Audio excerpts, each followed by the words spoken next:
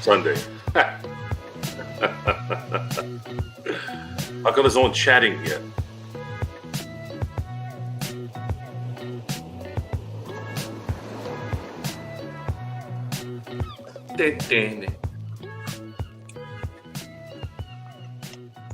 That's a long intro. Welcome to the Lakers Fast Break post-game for the Lakers and Utah Jazz. The Lakers squeak out a 105-104 win in Utah. Where is everyone? Oh, there we are. I saw the 9 pull up now. How you doing, John? Sean? Oh, what's up, brother? How you doing? Sean, this is the first time we've done a show since your return, so welcome back. And John, I'm sure you're happy about LeBron's performance tonight, and we'll talk more about that. But let's discuss what's going on first with this particular game. So tonight's game was, would you call it a trap game? Are the Lakers good enough to have that kind of, I guess, line in the sand? I don't know. I'm still kind of 50-50 on that. But I do want to thank Will Hardy for pulling a Mike Tomlin for basketball and screwing up time, or at least timeout, but except in reverse. He didn't use a timeout earlier today. And, you know what I'm talking about. So Lakers ended up winning 105-104. Anytime you can get a win in Utah on the road is a win because, well, it should be a win and a half.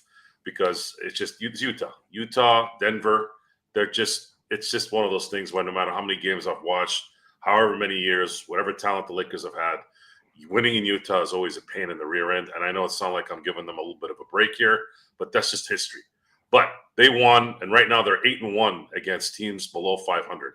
So they're beating the teams they're supposed to beat, and we're going to have to see if they can figure something out after this so that they continue to not ruin every end of game situation.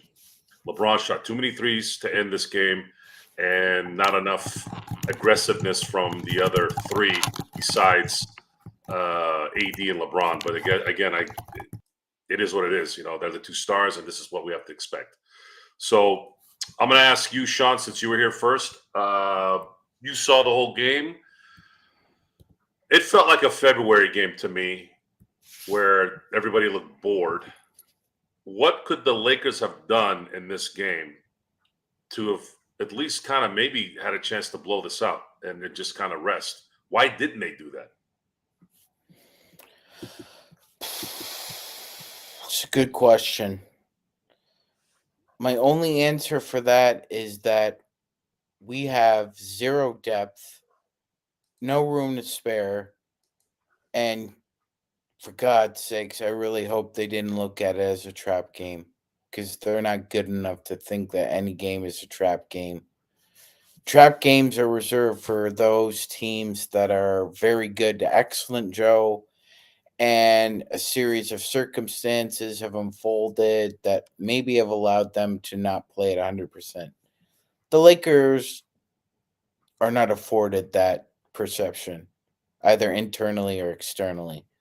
So there's no way they should have been looking at South Beach and Atlanta coming up this week before you decided that you were going to take the night off, because this game was a lot like a combination of if you had to get a root canal done and then if you had to have emergency proctology surgery. That's kind of what this game felt like. Just a long, long, long road to pain. But we got to win. All I care about is that column in the L that says W's. The column on the left-hand side says a W. I'm good. That being said, it was an awful game to watch. This is the kind of game this year that the NBA does not want to advertise. The ratings are down, and this game was a perfect example why. Combined, these two teams shot I believe it was 21 of 74 from 3. Just disgusting. And LeBron was 0 for 9 tonight. And I'm gonna 0 for 10. He missed his last 3. the stats say 9. It might have been maybe they didn't update it, but either way, 0-9 was 10 is bad. So Johnny, I'm gonna go to you here, and I'm gonna throw some light shade on you because I know you love LeBron. But what I mean by throwing the light shade is I'm going to educate you a little bit. Stats can be deceiving. So let's look at the stats. I'm going to look at them right now. LeBron had a not bad shooting night. He was 12 for 28, right? Played 36 minutes, had 27 points, 14 rebounds, and 14 assists and 5 rebounds. But in today's NBA, there are no more deceiving statistics in this era. There used to be a little bit more, I guess, leverage in good games when you had someone assist for 14 assists.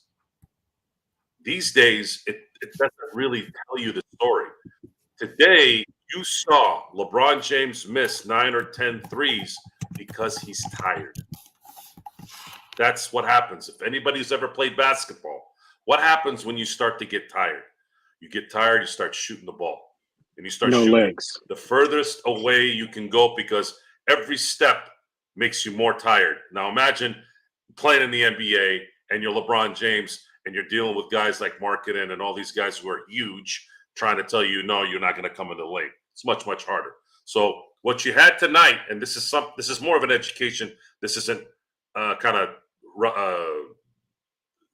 we're not denigrating LeBron. I'm not. What this was is there needs to be someone else on this team, whether they're on the roster now or not, that can score. We've discussed this. This team needs a third scorer. They cannot keep depending on LeBron James to go to the basket, especially go in Utah and in the Denvers and all that. It's not going to be very realistic to depend on that. And then AD's game is limited. He doesn't shoot well enough to spread the floor. And when he's down low, he's going to be dealing with a lot of contact, and he's not really good at consistently dealing with that all game long. It is a problem. Lakers have to find, and it can't be some shooter either. It needs to be a scorer, someone who can shoot, and someone can also put the ball on the floor and create fear both ways. So that's the positive tonight, at least for me. The positive in what I got tonight is it really solidified the fact that the Lakers absolutely need to get a third scorer, however they can. Of course, that's going to be a task in itself. And then until they do that, this is what you're likely going to have to deal with. And then everyone's going to get on LeBron for missing shots. Everyone's going to get mad at AD. They're tired at the end, folks. It's the same script. They're all tired in the end. So that's what I kind of wanted to throw your way. And if there's any assessments on this, John, that you want to throw in that we haven't talked about, go ahead and do that. And then we'll discuss how they can fix this little problem with LeBron shooting from outside, at least for the time being. Yes. Man, guys, you know what's the one number that I look at that really upsets me this game? Not even really the free throw number for us, to be honest with you. But what really, really upsets me, y'all, is the fact that the Jazz had 15 turnovers and we had 5. They had 15 turnovers. We had 5. You know what that tells me? We were not converting shit on the other end. We could not get nothing converted. That is embarrassing, y'all. Do you know, at least in my opinion, the biggest changes in basketball is when you go on those 5-0 swings or those 6-0 swings to where it just happens like this. One team hits a 3, next time down court, quick turnover, next time down court, you hit a 3 again, 6-0 run, just like that. It could change absolutely everything, right? Imagine how many times we had an opportunity to do that with them having 15 turnovers in all game. We kept squandering that opportunity over and over and over and over. So to me, I'm happy. Like, well, I think the way Sean said it was great, right? It's like as long as a W is in that column, that's all I care about. It's all that really matters at the end of the day. But it definitely is upsetting because I think this could have been one of those games that Bron and AD could have got some easy rest. I mean, bro, first quarter, y'all, they had I think six turnovers at the end of the first quarter. We had one. Come on, man. We could have got out early on this game. Could have got an early comfortable lead and been able to do something with it. But hey, you know what? It is what it is. A win is a win. I do want to talk about just I get on Max Christie so much, but let me get it. Let me give him his credit when he needs to be praised. This is the best stretch of basketball I've seen Max Christie play his entire life, and it might be his entire existence. Period. Not just that I've seen. This might literally be the best stretch of basketball he's played in so long. Just playing his role amazingly. Not every single time. It's not like damn. Come on, Max. Oh, what kind of decision was that, Max? And then also Gabe. Gabe also had a big game today, and they kept saying on the broadcast, and I'm right there with it, y'all. You guys know how many times I've said this on the streams here. Confidence is everything in basketball. If you don't believe in yourself, if you feel like, damn, like if I take this shot, is everybody going to be looking at me crazy?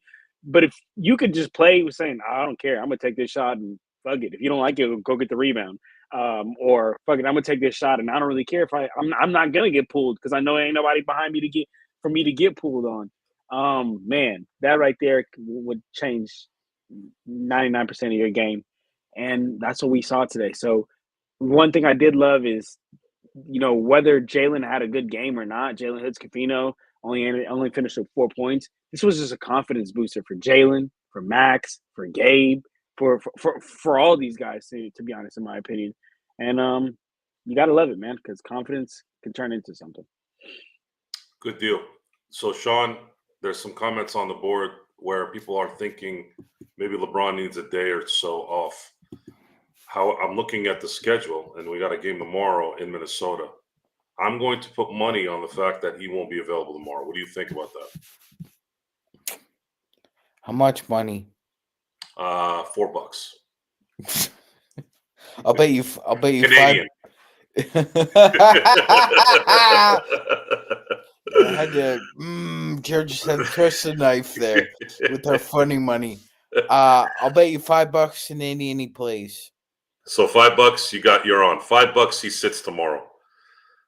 If I lose, you get $5, and I'll make sure it's American. So there's an interesting story, and I you guys know I'm an Adam Silver fan. Although you get the first shot at TJ Oysters. Oh, that's good. That's good. Thank you. By the way, the one taco will be $5 if I don't get cheese. There's an interesting retort that Adam Silver had today. Or actually, was it today? Let me look at that one more time. I'm sorry, guys. It was actually last week. I'm sorry. Read the wrong date. But he blamed the 28% drop in viewership through November 21st on the elections and the Dodger-Yankee World Series. Now, if you want to say the elections, I would have bought that a little bit. But I have never heard an NBA commissioner say that baseball was the reason why no one was watching basketball. So I know that he's full of shit there. So I don't care if it's the Dodgers, Yankees. Again, I thought that was kind of a he needs a colostomy bag. He's so full of shit on that one. Yeah, very true. And so and the reason why I'm bringing this up is I mentioned I was on Lakers Ball too on our chat while we were playing, and I wrote like maybe late in the first how boring this game was. Now I'm used to seeing a boring game like this where there's no life in it. Usually like in January, February. I don't remember a boring game like this at the beginning of December. Usually you're still kind of on that, the season just started, going up on the roller coaster and enjoying whatever's there. And it looked like a late January, early February game. And this is supposed to be the time where they're trying to get everybody pumped up for that fake NBA Cup bullshit. So what is Adam Silver going to do when his ratings continue to be shitty in December? Because there seems to be this commentary about the NBA game in that all you see nowadays is no defense and 3-point shots. How's he going to get himself out of this? Is he going to play football during December now or January? What happens if Goodell adds another, and it's going to happen, when Goodell and the NBA owners get another game in this and football runs into almost through February? What are you going to do? You're going to wait for March to get your ratings? But then you're going to blame March Madness then, right? So when does it end? When does it end? I think Adam Silver needs to figure some things out here, because this game, the way it was played tonight, was kind of a microcosm of what the NBA has turned into. There's really no advantage with a LeBron-led team, even when he drops 14 assists. The reason why that is because the way the system and the way the game is played or allowed to be played right now is at the advantage of any team that shoots without having to worry about the effects of shooting. LeBron missed 9 or 10 three-pointers, and he won the game. That's a lot of misses from three. That is supposed to destroy your team. And you had 5 turnovers by the Lakers, and they still barely won. If it wasn't for Will Hardy calling a timeout, again, I got to look at the last few seconds of that. They might have, maybe it was too loud or I wasn't paying attention. Maybe he called a timeout and everybody kind of stopped playing. But let's just say they didn't. Let's just say he called it at the worst time, and it ended up biting him in the ass. Well, he did, because Colin Sexton hit the game-winning shot, and he called the timeout. I mean, he pulled the Lakers, right? Pretty much. That's something the Lakers would normally do. But anyways, the NBA has a little bit of an issue here with viewership, and we're going to probably talk. I'm going to probably talk about that on Nightcap a little bit more, because I think it's something important to talk about. We have been discussing this detail about parity in the NBA. This fallacy that the NBA needs parity. We do not need parity. They're trying to pull that shit off in baseball. And everyone needs to understand, first of all, there's parity in baseball. There hasn't been a repeat champion since 2000. We're talking about a quarter century almost. So for those of you who like to just yap because you're losers and you don't like the fact that your teams aren't doing shit, pay attention to the stats. Remember when we talked about this, Sean, about how possessions? Remember, I was surprised to hell. You're like, there's only one extra possession now versus in the 90s, right? I would have never in a million years guessed that, ever. I know. So when you guys, and this is for more of a public service announcement for everyone, when you think you know, you don't know shit. Do the research and then come talk. So tomorrow the Lakers go to Minnesota. Another back-to-back game, having to fly out on a late flight, and then they're playing Minnesota tomorrow at 5. So they're technically losing an hour, and then they got to go play an earlier game tomorrow. What are the chances, and this is another bet for you if you want to have it, Sean, what are the chances that they win this game? Well, here's the rub. If this was a game, say in Detroit or in Philly on a back-to-back after playing in the Mountain Time Zone, I would concede that would probably be a good time for LeBron to sit. But Minnesota's right there with us, Joe. And these head-to-head games really matter. They really do. So I expect them to play. And I'd expect him to sit in Atlanta. I think he's going to play in Miami and sit in Atlanta. The thing is with Atlanta is they have a break in between the Miami and Atlanta game. The reason why I thought he'd sit for Minnesota is because I think they probably feel like they're going to lose this game anyways. Why would you waste LeBron on the back end of a back-to-back in a game like this? But we'll see tomorrow. John, what's your take on LeBron playing tomorrow? Do you think he's going to play or not? Sorry about that. I was trying to unmute myself. Honestly, I'm gonna be honest. We don't have the luxury for him to be like, oh, I am gonna play, not gonna play. But this is LeBron James. He does what he wants, whether it's useful for our team or not. So with that being said, I do think he will sit out tomorrow. He looked very, very tired. No legs on his jumper. And it kind of pissed me off how he was just kept going for that Cal Korver record. Now, I'm not necessarily thinking he has Cal Korver in his mind, but it's like, LeBron, stop getting him up. It's like, come on, dog. Well, it's one of those things where you, as a player, you think, okay, I'm finally going to make one here, and it doesn't go through. We admired we admired Kobe when he had that killer instinct to keep shooting. I'm not necessarily downgrading LeBron for that. It's just I'm just coming to the realization that that's the only choice this team has at this point.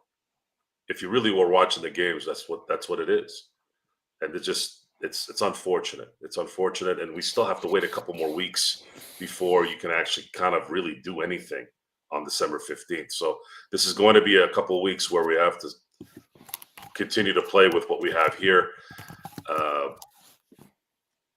I don't know. Is Austin going to be back tomorrow? Or is he going to be too sick? That's another thing we got to look at. Are they going to continue to leave guys open?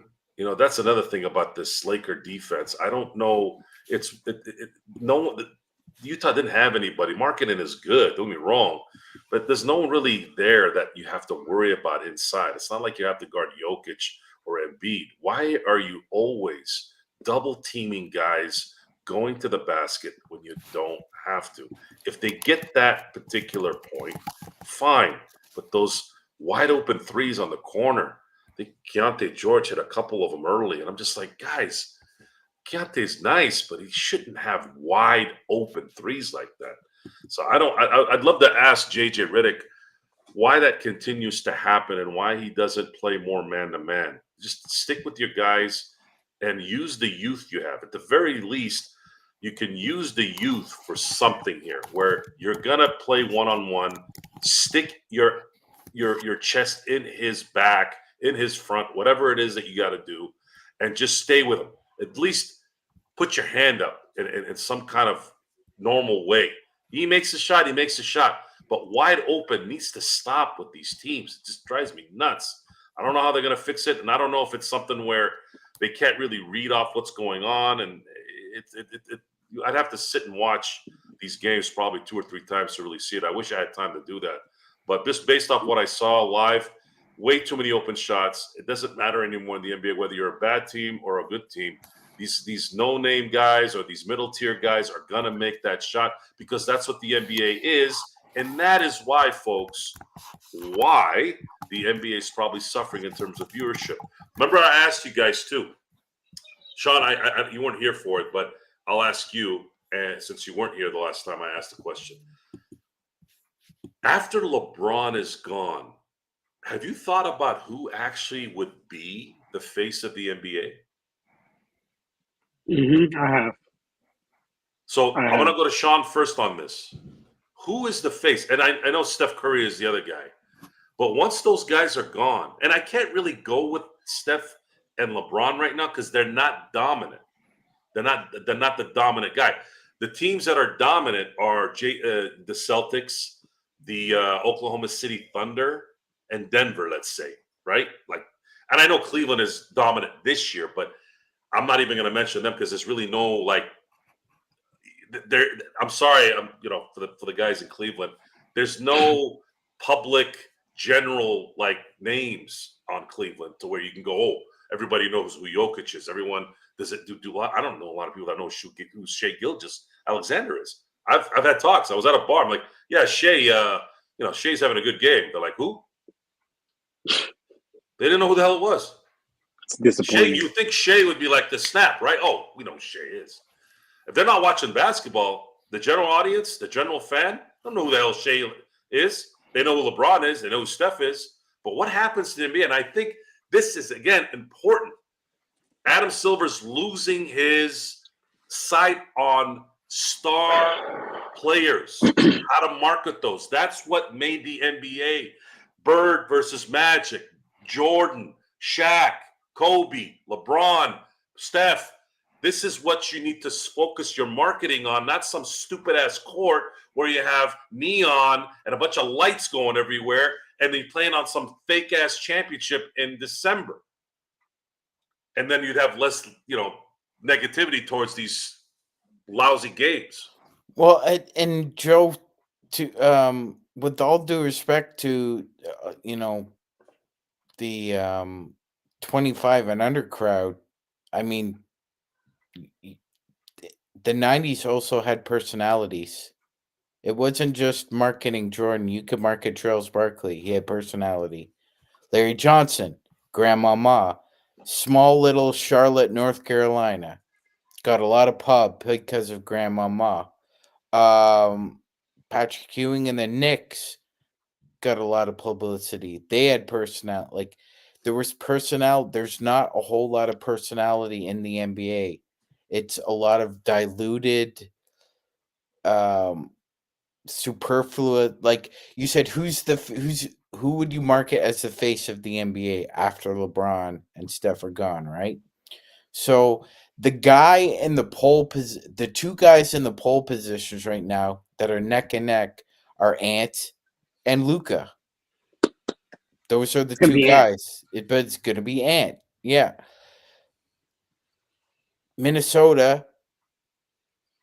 Not a whole lot going on in Minnesota. I'm not gonna lie. Mm-hmm. Not a whole lot. We understand why Dante DiVincenzo was so upset about being traded from New York to Minnesota. It's hard to find spaghetti bolognese in Minneapolis, not gonna lie. You can find trout or a nice salmon dish, but a nice Italian restaurant, hard to find. Anyway, the point is, Joe, we saw it before with Minnesota as a small market and trying to have a superstar. They tried with KG. It didn't work. And I've told Joe this before, and I'm not sure if John was on or not, but like there were a lot of cats who would have worn KG jerseys had he played for a team in a bigger market. He would have likely had the number one selling jersey in the NBA after Mike if he was in a different market. But like you said, Joe, Adam Silver has come up with this idea that there's parity in the NBA and parity makes the competitiveness healthier. And to an extent, that's true, but it also waters down the marketability of your stars. So Now, if I I'll get to you, John, in a second here. I'm going to transition to you because this is a very relevant question to you based off of where you are in your life. Sean, you're in your late 30s, correct? Or about to get in your late 30s? I'm Yes. 46. So I'm out of the ever popular 18 to 35 demographic.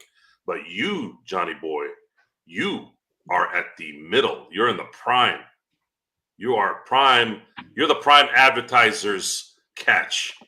yes, So why aren't you watching? Why aren't your I am. people watching? I You tell am. me. I'll tell you this. So I personally am watching. I'm watching more basketball this year probably than I ever have. Like I'd be up super late. But why I do think that there's been a bit of a drop off. I do think a little bit of it has to do with the election. I'm not gonna lie. There was a lot right on the election. That whole shit he said about baseball, that was ridiculous though, because that's like that was out of pocket. But what I will say is as far as why 25-year-olds like me aren't watching, I'm gonna be honest with you. I think it's more of this generation and the younger and younger. The attention spans get smaller and smaller and smaller. So it's just highlight reels, highlight clips. That's more what they like to watch and not necessarily games. But what I will say, as far as the next face of the league, and to Magic Man's point, look, I was born in 1999. I did not watch in the 90s back in the day, so maybe you guys got me beat on like the marketability. But one thing that you said, Sean, about how like there just isn't as marketable personality, or there just isn't like people who are out there. And maybe tell me if I misunderstood you, but I would disagree because I think that you look at in today's NBA, like on almost not every, almost every team, there's a player who's like face of that franchise. Like, yo, this is who we're rocking with. This is who we're gonna market. This is who we're gonna go with. And they all have somewhat of different personalities. Yeah, we have the Anthony Edwardses, who's the funny, the joking, the goofy, the this and that. We have the John Morant, who he was gonna be the face of the league until he did that dumb shit, and then just that the NBA is just going to forever punish him for that. To be honest with you, because I mean, essentially, the NBA is a business. The kids, it's the parents of the kids who are buying these shoes, so they're not going to market a man who the parents are just like, oh, isn't this the guy that got caught up with a gun? So he's not really ever going to get marketed like that much. But like you can look at the Rockets have Jalen Green. I mean, Wimby, Devin Booker. You could even look as far as like I wouldn't say Jalen Brunson as much, but I mean Jason Tatum, um, Trey Young. I feel like these are all players, and I'm not saying these guys are going to be the face of the league. All of these guys, but what I'm saying is I feel like there is the same amount, and maybe if not even more personality nowadays because you have the opportunity to show it. I know every time I hear people talk about basketball back in the day, they'd say like the NBA would put you in a box. It's like we don't want you doing anything else. Just be a basketball player. We don't want you doing podcasts on the side. We don't want you doing this. We don't want you doing commercials. But nowadays, it's like all about expanding your brand and expanding what you got going on. So I say all that to say, um, who I think the next face of the league is. It's gonna eventually be Wemby, but for right now, I think it's gonna be Anthony Edwards. He's a young American, I guess, somewhat relatable. I mean, not a lot of people can relate to Wemby, but somewhat relatable, funny guy that they can market. But to your point, Sean, I don't know. I feel like there might be more personality nowadays. But tell me, I could be wrong. Please tell me. Uh, I think, yeah, I should correct myself there, Johnny, because I think you're right. Like as far as local regions, I think regionally each team does have like a marketable guy. There's no doubt about that. But I think what Joe was trying to allude to was who's going to be the face of the NBA, where you see them in all the commercials, you see them on maybe daytime TV doing spot interviews, just being out there as the face of the league. Like so for Magic and Bird did that in the 80s, and then Mike Charles Barkley and the Indiana Bros and the New York Bros, they did that for, and then it was Penny Hardaway. Penny had the little Penny with Chris Rock commercials that were pretty cool. And then Kobe and LeBron had the puppets like that. Those were great. And then Kobe left, and LeBron took the mantle. And I think what Joe is saying is, who's going to take the mantle from LeBron and be in all the Sprite commercials, McDonald's commercials? Who's going to promote the NBA from an educational information? Like, who's going to carry on the tradition of the NBA, understanding its history? And it seems like a lot of guys are just caught. I think you're right to an extent, John, but I also think a lot of guys are just caught up in that it's 2024, and I don't really need to care about what happened in 1984 and 1994. I think that's where Joe was coming from. A player having not only a sense of the present, but also a sense of history to carry on the tradition of the NBA. And yeah, it's that one's hard for me to see, because I think a lot of it also has to do with guys with the way the NBA markets the product as well, Joe. They've decided to put all their eggs in the digital basket, and a lot of the highlights are just like dunks or amazing threes. You're not seeing a breakdown of why a great offense like in Cleveland is working right now, because nobody cares about Kenny Atkinson running flash posts with Mobley, or he's allowing Spida to actually uh run the point from the two if Darius Garland doesn't have a great matchup. Like, it's just small stuff like that. But Johnny, you got a good point there. I agree. There are marketable superstars. I just think I'm more in line with Joe when he's saying there are, but Adam Silver isn't squeezing all the juice. I like that. I agree with that. Question for you guys, and you guys tell me this really quick. Somebody said it in the chat. I'm trying to find. Oh, search and destroy. Great chat, brother. He said honestly, more people are not getting cable or satellite either. Do you guys think that that's part of due? Because I could no. Okay, tell me why. No, here's something I'm going to correlate since Mr. Silver mentioned the election. I'm gonna tail into that real quick, and it's not gonna be specific to any political information. It's more of the avenues and where to market that were the difference. So there was a lot of talk about certain marketing platforms. What's changed in the last 30 years in terms of platforms? The mainstream media, i.e., NBC, Fox, CBS, ABC, like the big four, the big Big five. Four, right? Yeah. So a lot of the causes and effect of results in politics were geared towards some factions going with played out, rundown marketing platforms versus those who went to the Times. The Times are podcasts, the Joe Rogan shows, things like that. I'll just leave it at that because if I veer off into other things, then this thing might get. Oh, it's true, Joe. Though, because 200 audio reaches 240 million Americans. That's more than TV. And we talk about this on the show a lot about why it's Gerald? much. Hey, Gerald, how you doing? Good, guys. But wait, first thing I want to say in the chat, come on, guys, 11 likes and there's 38 of you watching. I mean, that's as pathetic as the Lakers output that was tonight. Come on, be better. You guys could be better. If you want this channel to survive and grow, you guys got to help us out by liking and subscribing to the channel. It's just that simple. The Lakers suck tonight. I get that, but don't take it out on us. Please like what we do here. So I have it's a funny George Karl is.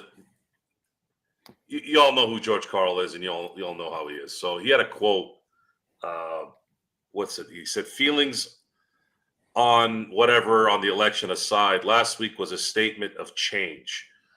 Now, yeah, there's a statement of change in the culture of things. How that correlates with sports or entertainment stuff is you have to know which areas to promote, what's going to help bring in fans. Unfortunately, in this culture, this climate, anytime somebody sneezes over here and it's not where their area is, all of a sudden the first thing here, it doesn't matter which side, or up or down or left or right, it's always, oh, done. You know, it's like, dude, you need someone out there to put things in perspective, and they have to articulate it. It's slowly kind of coming out. It's not like all. It's not all coming like it should be normal. And Adam Silver has to figure out a way to find his promoters. His promoters are the players. This is why I'm frustrated with what's going on with the current collective bargaining agreement. He's trying to run this like the NFL. Stop being like the NFL, please. There is 124-year history of the way the NFL works. It doesn't work in basketball. There's not enough talent to be a team popular, spread out in 30 teams league. It doesn't work like that. The NBA has limited megastars. A star can come out of the 6th round and be the greatest player, arguably, of all time. You're not going to really see that in this NBA in a 7th round or 8th round or whatever. It's 2 rounds. And you've had one guy in the last 70 plus years in the NBA who's bucked the trend.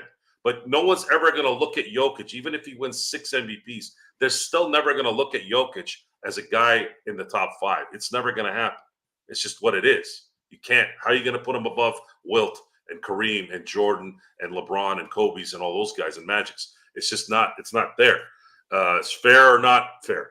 And we have been hinting at these issues without going into full blown information on everything, and we're going to have to continue to do this because we got to see what's going on here. Was it something else that didn't help the ratings? Folks, I have friends that don't watch basketball anymore. I'm talking about people that used to be with me throughout the 90s and the 2000s when we would watch. Now they don't give a damn. Now I know that a lot of them got married and they died in their marriage, because that's what happens half the time, because men just end up just taking their balls out. They just put it in the purse or hammock or whatever it is that they do in their life with their significant others. Yeah, I'm clowning on them because it's public now, and I want them to feel it. It's either that or the fact that maybe it is a boring game, and it is, guys. Tonight's game, honestly, if I wasn't on playback, I don't even know if I would have watched this after the first quarter. It was absolutely dreadfully boring. They should be thanking their lucky stars they played the Jazz tonight, because if they even played a 500 team, Joe, they would have gotten their butts kicked. Yeah, Gerald, we would have been ran out of that gym in the third quarter. Mm-hmm. Well, it's probably why they played that way. It's probably why they played that way. And what can you do at this point? What is it they can do? They're strapped. And I did notice. I've been noticing it though, but I really noticed it today. The short amount of time I saw, I didn't even have to hear him talk. I could just see JJ Redick's face. I have a question for you, Gerald, since you just came on, and then you can go ahead and continue with Sean and John. By the way, are you doing a? Yes. Postgame? Yes. Okay. Jeremy is not feeling well, and he asked me to do one. Otherwise, I wouldn't have done one. What was my question? Sorry. About JJ Redick. Thank you. Is JJ Redick going to last? Not with the Lakers, like coaching. Yes, for Well, sure. again, What makes you think not? He looks like he is tired already. Like over it tired. Not tired physically or meant like he still your hair looks good, but his aura's like. Now when I say that, I don't mean like he's gonna stop coaching. Is he going to say in a few years, like, screw this, I'm going somewhere where I can win? Like Steve. Like Steve Kerr. Like does he go to San Antonio like Mike Dunleavy left the Lakers to go to Milwaukee? That kind of thing back in the 90s. Well, he still needs to feel his way out, because he has proven over the course of the past few games he has still got a lot to learn when it comes to coaching, because he's shown some decent things, but there's still some things he's got to learn, especially on the defensive end.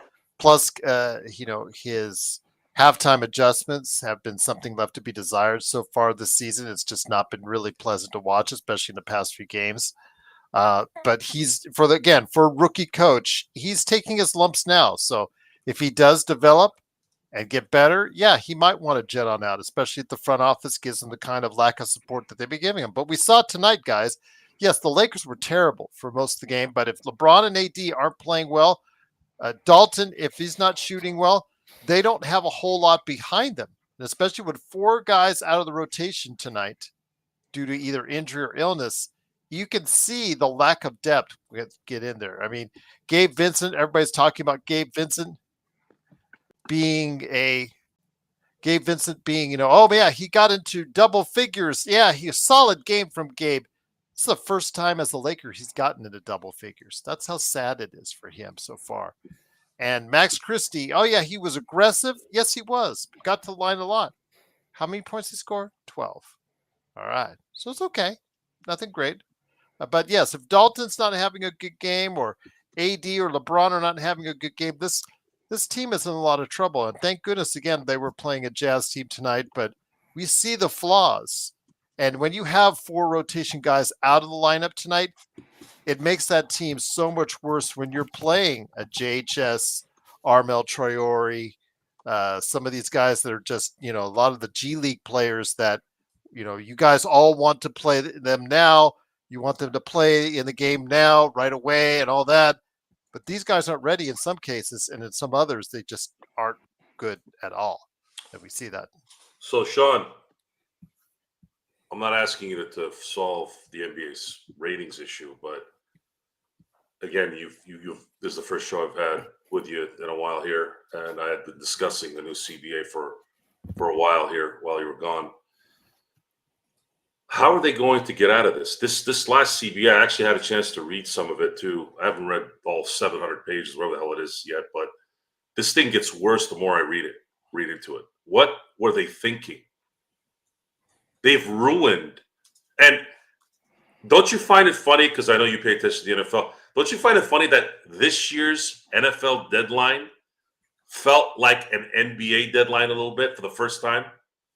I mean, seriously, why? Why would you do this? The one and two things that you owned, you ruined, all in the name so that you can cater to the owners of the Charlotte Hornets, the Atlanta Hawks, the Orlando Magic. Like, really? Is that what you did it for?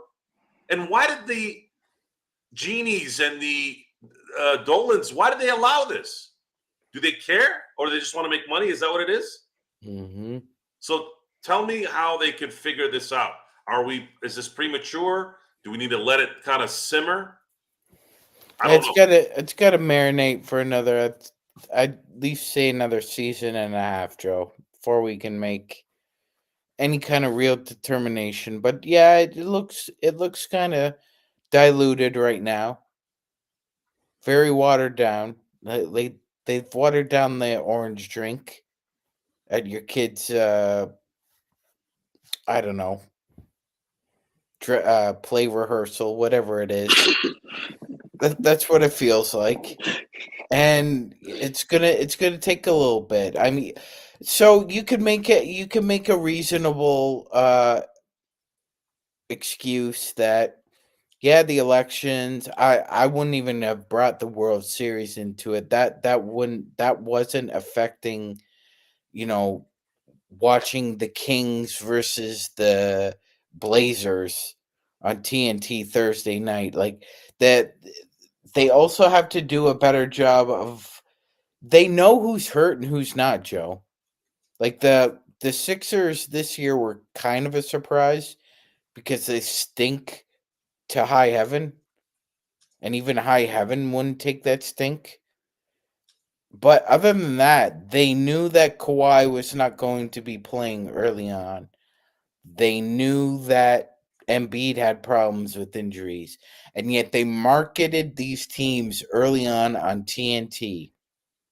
I'm not sure why. Like that, they know themselves what the issues are, and like that, thank goodness that Ernie, Shaq, Kenny, and Charles are going to be back. Gerald, I believe ABC is going to take on that responsibility now. But having said that, they've also done their part to try and isolate and turn away fans by Charles constantly saying, "Who would watch this crap?" And saying, "Sorry, America," and we apologize, America. It's like, you're being paid handsomely to promote and advance the game that's paid you well. And I think it shouldn't be underestimated, Joe. There's a lot of ego involved here. A lot of ego involved because a few years ago, the NBA was kind of sitting in the catbird seat after the COVID championship. The ratings had taken a slight turn. There was a turnaround happening, and yet something's happened between then and now that's completely diluted America's interest in the NBA game. Because in 1998, I believe 38 million people tuned in to watch Game 6 between the Bulls and the Jazz, and that was that was 1/3 of all households watching that game. And now, lucky if you get, what, Gerald, a 2.5, maybe a 3 on a really good night. Anywhere from 2 to 4 million if you're lucky. Yeah. So I something's happened here, and you know what?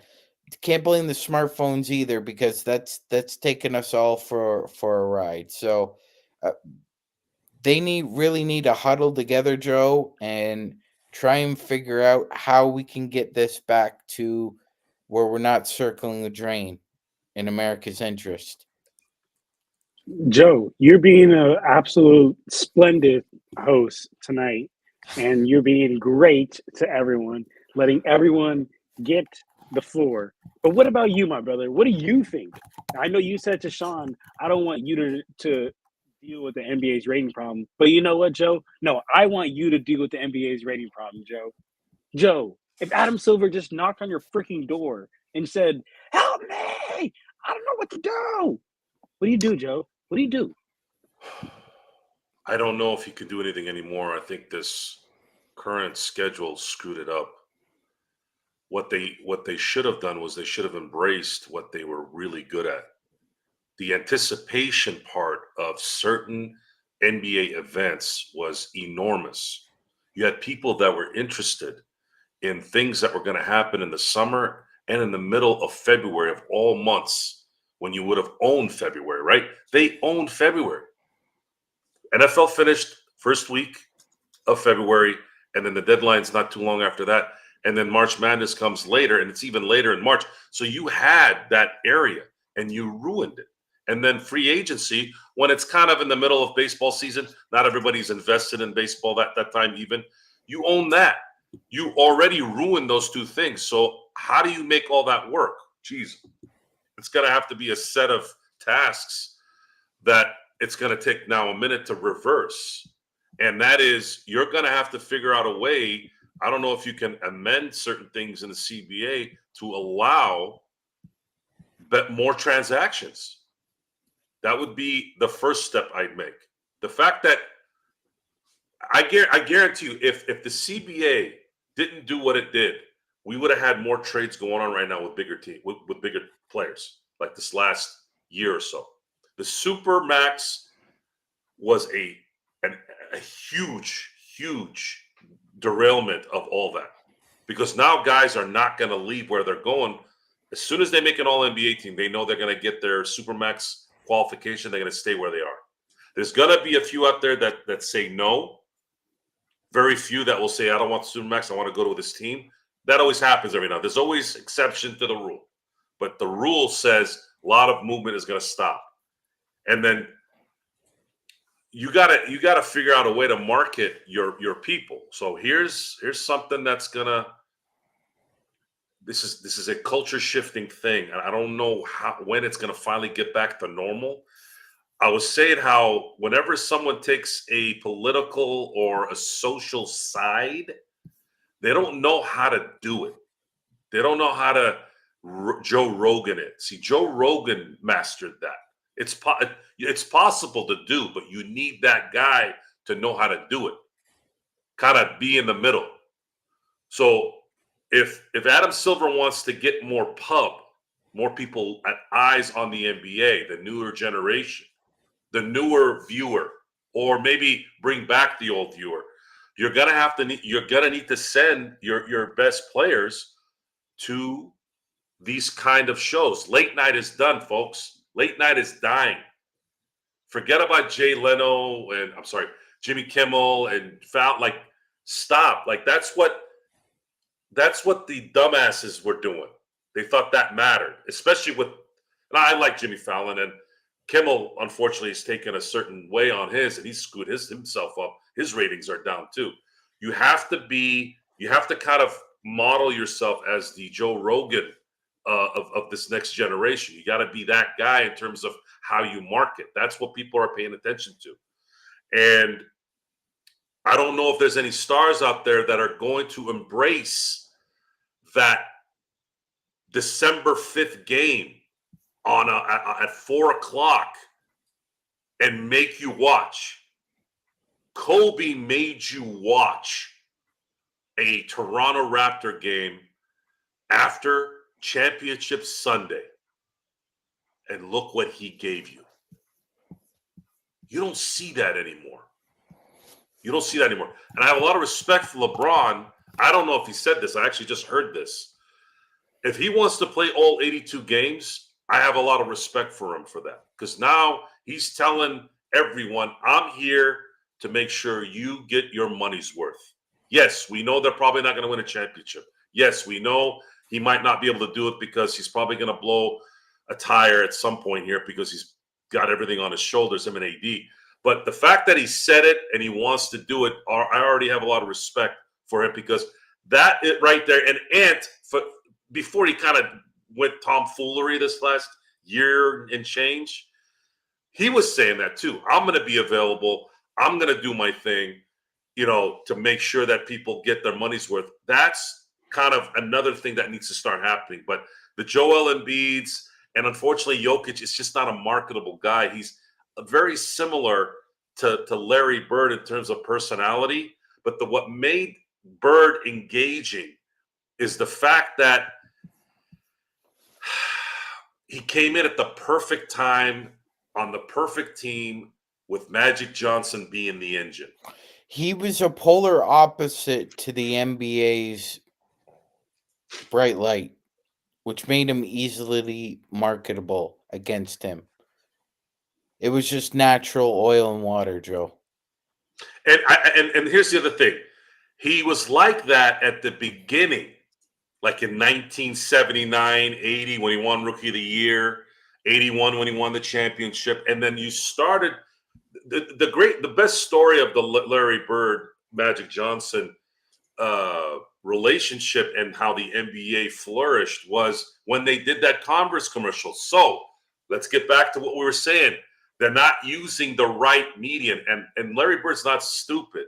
He knew, and he took it upon himself to be the guy, even though he hated the spotlight. He still said, look, man, I'm sure he said this. Look, I know I'm a big part of this thing, and I want to contribute. And he did. And look what happened when they did the commercial at his place. He ended up inviting Magic to his house. They had lunch. He met his mother, and then look what happened after that.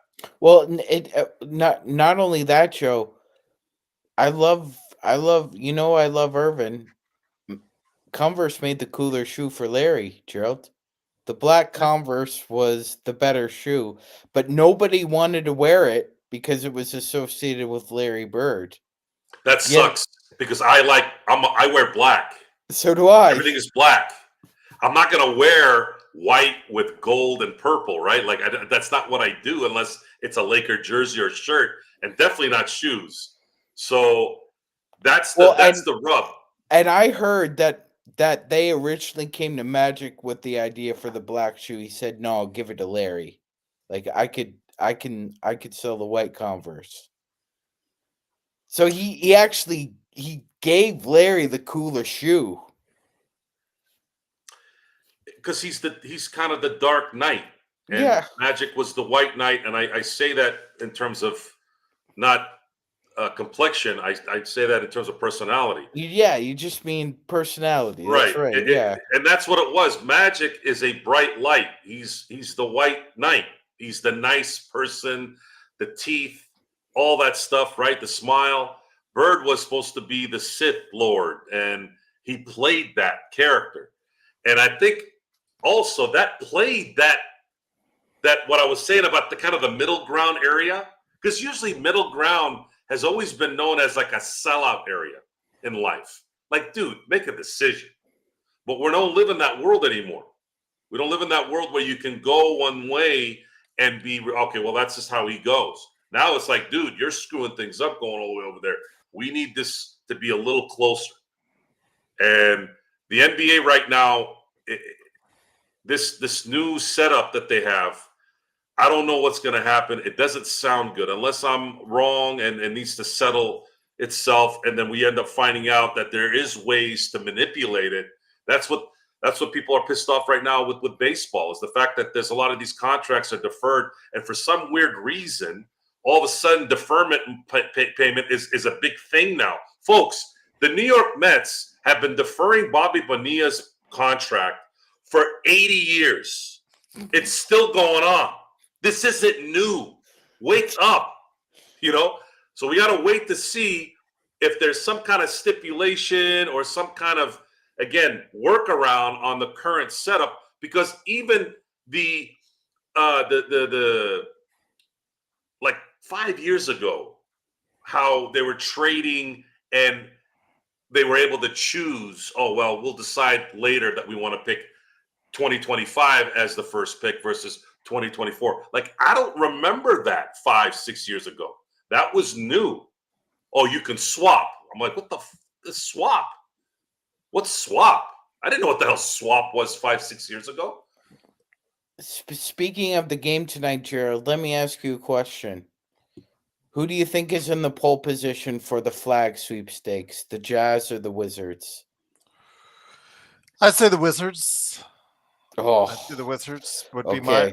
Although, actually, you know what? I'll say the Jazz because the Jazz play in the tougher conference overall. More teams want to win in that conference than in the Eastern Conference. Although it's funny, I'm just reading the SB Nation because I'm looking for a JPEG for tonight, and I'm looking at SB Nation.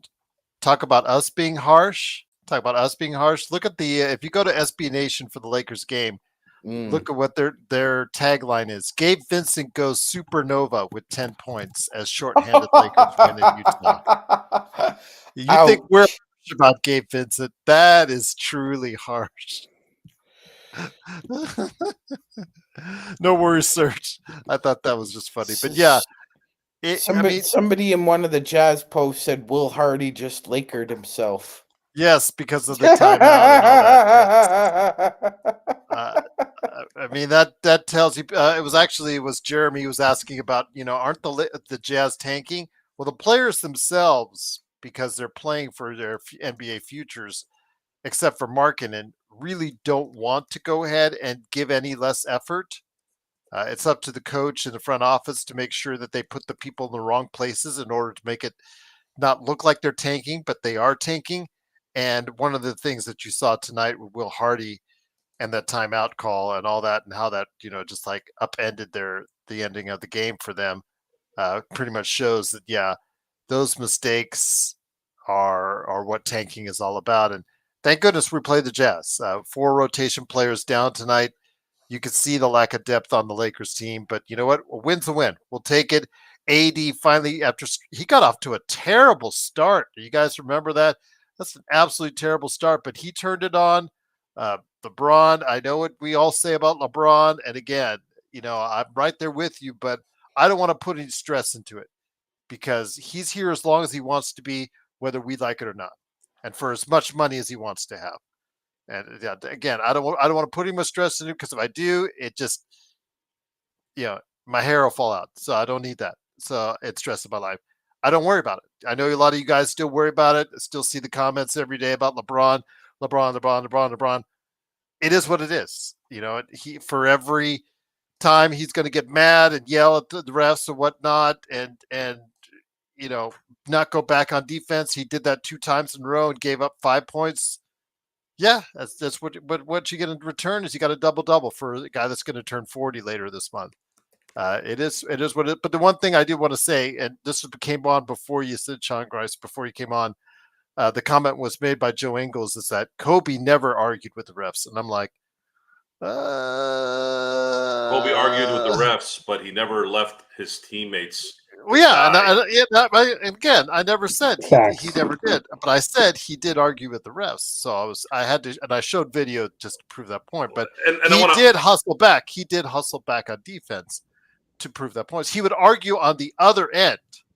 He wouldn't argue on the end that was on the offense. He argued when he came back on defense and chewed the refs out there and called them some very. I want to make a point here too. This Kobe thing pops up because everybody likes to remember shit, right? Yeah. They don't remember the good stuff when people. They put Kobe. It's going to happen to LeBron too. LeBron's gonna retire the next 5, 6, 1,700 years, and then all of a sudden, we're never going to hear about LeBron and how he would leave. LeBron walked on water break because he's mad about a call. Yeah. Everything's going to be peaches and ice cream and how oils. Well, that's what I said, Empire Jeff. He did complain to the refs, but he waited to have to play. In fact, again, if you look at on YouTube, Kobe complaining to the refs, you're going to find some interesting things he said to the refs on that, as far as is concerned. I'll leave that to your imagination on what he did. because I shared that with playback. And it's tonight. also good to But remember. I just want to say this. Let me finish this, and you guys go back to what again. We put these guys on pedestals. Kobe is one of the greatest players of all time. Will always will be, absolutely bar none. But man, you guys put these guys on just pedestals like they can do no wrong, and they are human. And LeBron, after his game is, after his days are done, like Joe said, in 10, 15 years, when he's finally done with basketball, people are going to fondly remember him. Oh, he did such great things. Oh, he was such a great, he never quit on defense or anything all this stuff is going to be manufactured out there. And you know what? That's just not going to be the case. It's just like, again, one of the greatest players of all time, but everybody has their failings, Joe. Everybody has their flaws, and with LeBron, we are seeing a lot of those flaws now. And he gets mad, he gets frustrated. When you have mad LeBron out there, he starts doing it all by himself, 1-on-5, starts doing his ISO stuff. He gets angry, and you can see he wants the ball. He takes a shot. Sometimes it's reckless, sometimes it makes him more aggressive, but it's not good team basketball when he gets that mad and upset. But at least it gets him motivated sometimes to start doing something he doesn't do very often, and that's play defense. Yeah. But for 2 or 3 plays, and then he goes right back to going ahead and it's a team game, and morons forget that. There's a lot of morons out there, folks. You see them every day, and they have no idea they're morons. They're that delusional. It's a team game. If this was a one-on-one game, if this was tennis or golf, you're talking about completely different lifestyles at that point. Then you can blame Tiger Woods for screwing up something because it's singular. But this is basketball with 5 guys on the court on your team, counting yourself. And then you have to cater to whomever comes off the bench as well. Football, even more so. Baseball's tougher than all of it. Baseball, your best player generally is going to only be able to give you 1 performance for every 9 performances.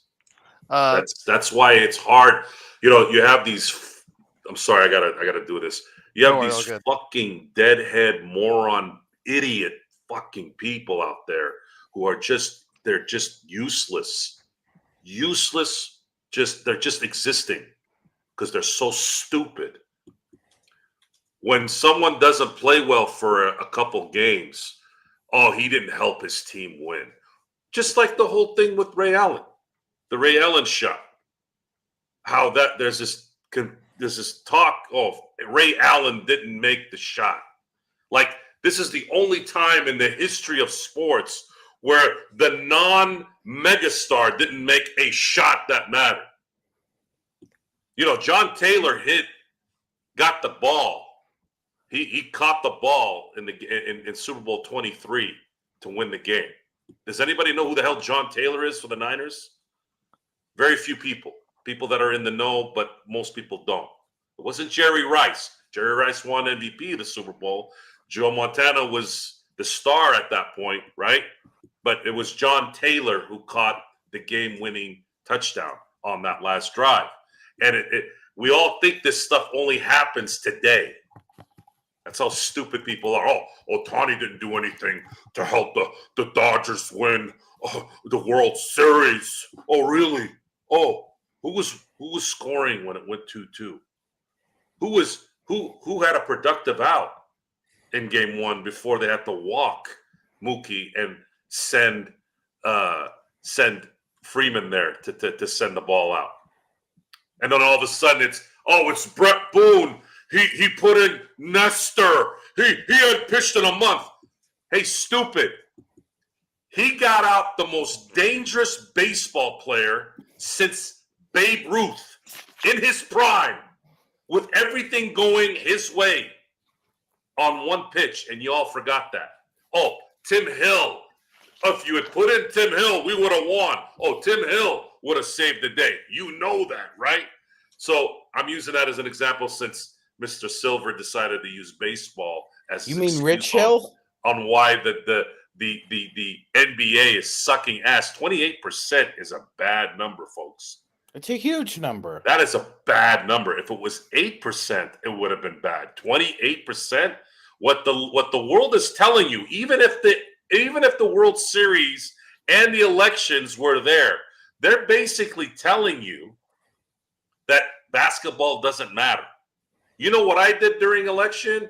By the way, you didn't have a game to know. You started that. Adam Silver started that. How are you going to have anybody care about about basketball when you said, "Oh, I'm just going to let people do their thing on that day"? No, that's such a good point. Oh my God! The NFL wants to destroy Black Friday now. They want to destroy you, and they did. They own the trade deadline now, the one that you owned for 30 years. Now they own it. Well, the Raiders with that fumble destroyed Black Friday. They did that. I don't know. That was, oh God! I was at my cousin's house. I was sitting. I swear, this is exactly what I did because I'm like, man, Carlson's gonna make up for this. Just don't screw it up. I said it just like that. I said, don't screw up. Don't fumble. Don't no one would have thought a snap like that, right? And I'm like, just don't screw it up. Get one more pass. Get him there. It's so poetic that he missed all those kicks. He's going to make this one and stick it up their butt and sweep them for the year. I love the slow-mo on that one. That was so terrific. Boink! And then you know why I wanted the Raiders to win that Hilarious. game? I'm so tired of it's part of the script. It's part of the script. Part of the script.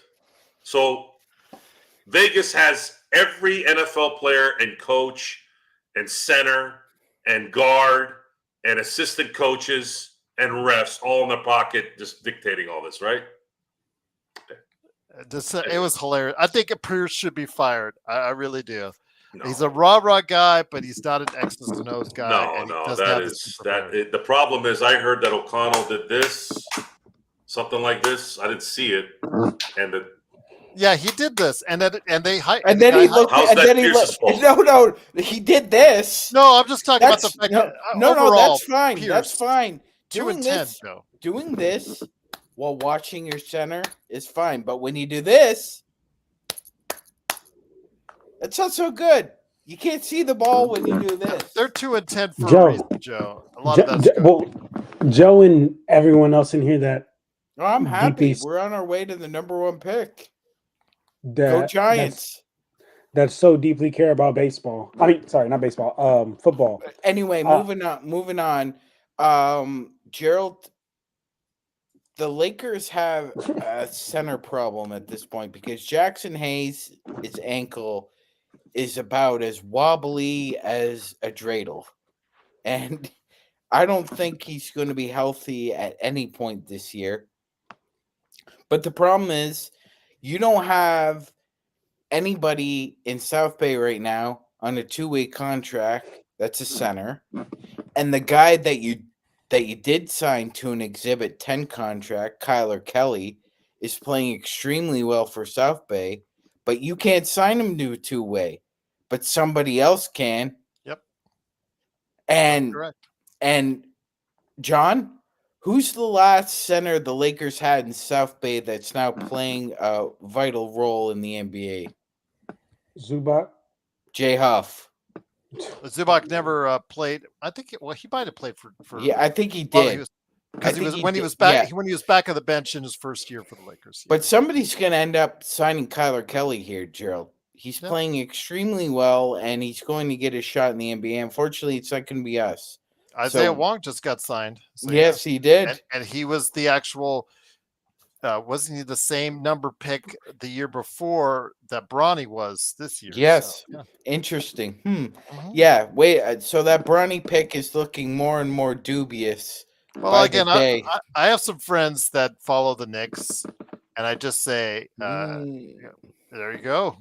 One of the great ones right there. But Johnny, you had something to say. I'm sorry, Gerald. I wanted to get John in this. Yeah, let's get John in here. That's absolutely. You were going to say something. Go ahead and. No, you're all good. I was because we were going to talk. You're going to ask us about football. Yes, we're on along the lines of football, and I was just going to say, get your thoughts on that whole hit earlier. that guy, that Trevor Lawrence guy, got smacked. That was crazy. You can't Oh, yeah. expect That was uncalled for. He was sliding and he went head first. So here's the deal with hits in the NFL. If you don't go full throttle, you risk allowing anyone, especially quarterbacks, to get an extra yard. And what the NFL is trying to get defenders to do is they're trying to get defenders to say, we don't want you to save that yard or two. We want you to let the quarterback make it through. And when you're ready to destroy something, sometimes you don't have enough time to go back. And I saw the play and I didn't see it the second or third time. Maybe if I see it more than once, I might look at it differently. But I'm sorry, if you're obsessed with protecting the quarterback, as soon as that quarterback turns into a running back, I'm sorry, you can't force defenders to all of a sudden pull back at the last second. It's not going to work. And that's how I feel about it. There's just no way. You have to give up on the play before the play is over. And that will allow the quarterback to do what he wants. If you think if you're going to assume the quarterback's going to slide, what if they don't? My view on it, and not on this particular play in general, I look at it as this. If Patrick Mahomes is going to run, I'm taking him out. I'm taking him out. Not illegally, but I'm focused on taking him out. Because if I take Patrick Mahomes out, there's an advantage, even if it means me being out. You want to protect the quarterback in the pocket. You don't want him being slammed. You don't want him to go at the guy's knees. Fine, but you come into my domain, I'm coming after you. And there's not enough talk of that with these player associations. Everybody's again focused on the money. They're not focused on the quality of the game. The running back supposedly is back. Why? I think the marketing is trying to get that going. I've noticed that. Just the same guys that are trying to tell me, the guy that watches football, not just sits there and slams his ham while he's watching. I'm talking about I'm actually watching. I'm actually paying attention. Those who are trying to tell me that Lamar Jackson is an MVP are the ones that are telling me now that the running back is back because now Saquon Barkley's playing like an MVP. King Henry is an. I'm like looking at these statistics. I'm going, Josh Jacobs had better numbers when he led the league in rushing. Why all of a sudden in 2024? Oh, is the NFL trying to make the running back relevant? Well, maybe you should have thought about that before you made every fucking rule about the quarterback. And do you care? I don't think you care. You're getting a bill a year from that monstrosity of an app that we have to watch. You know what sucks about that app? I can't watch other games. I can't watch the Lakers and an NFL game because you're a stupid fucking app. Because it's a different input. So now I gotta sit there like an asshole watching the game like this and then watching something on TV. All the shit that you were made to make easier, you made it harder. And then I gotta depend the quality on an internet connection. For those of you who don't know, I don't know if you know this, I don't know if it's like this in Canada, Sean. It's monopolized here. They only let you go with 2 real internet places. They have these jerk off It's like internet that here, setups. Joe. They have these jerk off internet setups. They're like, well, go with this, and it's the internet of the future or whatever. I'm like, no. I want in-ground internet shit. The only in-ground shit is here. Okay, and it's 2. They give you 2. So now what? Now I gotta watch. What's the game tomorrow? Browns and who? The Broncos? Broncos? What's with the NFL and these lame ass games in prime time? There used to be a cutoff on that. You didn't see the Jets on Monday night for almost 20 years because they sucked ass. Now I gotta watch the Browns and the Broncos on a Monday. Who the hell's watching this shit? No one's listening to you, Gerald. I Somebody am. that likes Bo Nix. I like Bo Nix. I think he's cool, but he ain't that guy yet. Okay. But the Browns suck ass. Who the hell wants to watch the Browns? You want to watch Jameis Winston and his sermons before the game? Somebody asked him a question. How you doing today, Jameis? The horses are coming. That weird. They're arriving through the gates. We are here together. Did he like change his life around? Because wasn't he like having sex with a whole bunch of like massage people? Or No, that something was like that? Deshaun Watson. Oh, okay. And no, they sorry. were not having sex with him. They were doing the "I'm getting out of here" talk while he was like, "No, you're not." Allegedly. Anyways, That whole franchise has gotten weird. The whole weird elf thing as their mascot. That weird elf. Brownie. they're better off, honestly. I would have cut. I would have cut. That's some weird stuff going on in Cleveland with pepper spray and. Gotta love Ohio, Gerald. If LeBron, Let's bring pepper spray to a football game. Yeah, we don't have any ill intent. well, it's funny. I was at my cousins. They're all Michigan fans, and they're all from Detroit. And I'm watching. Of course, I liked it. Of course, you love mayhem. Now, when I was looking at Ryan Day had that look like let the world burn. You could just see him, like he was so over it. And I was laughing at that. And then all of a sudden I see two Michigan Wolverine players going like this.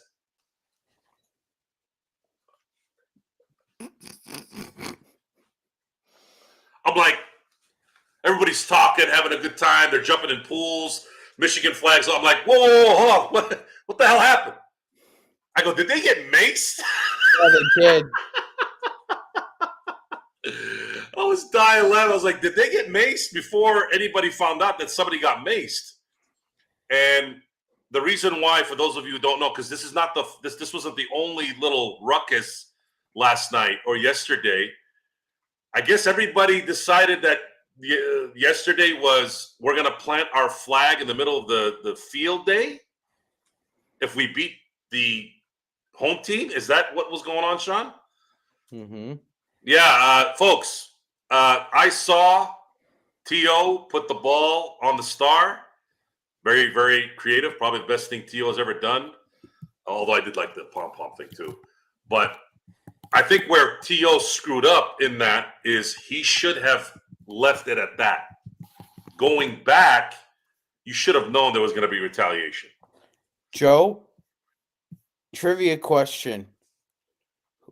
Who was the player who knocked T.O. on his ass when he tried to go to midfield the second time? I remember. I remember who it was. I just the name is striking. I remember his face. Fuck.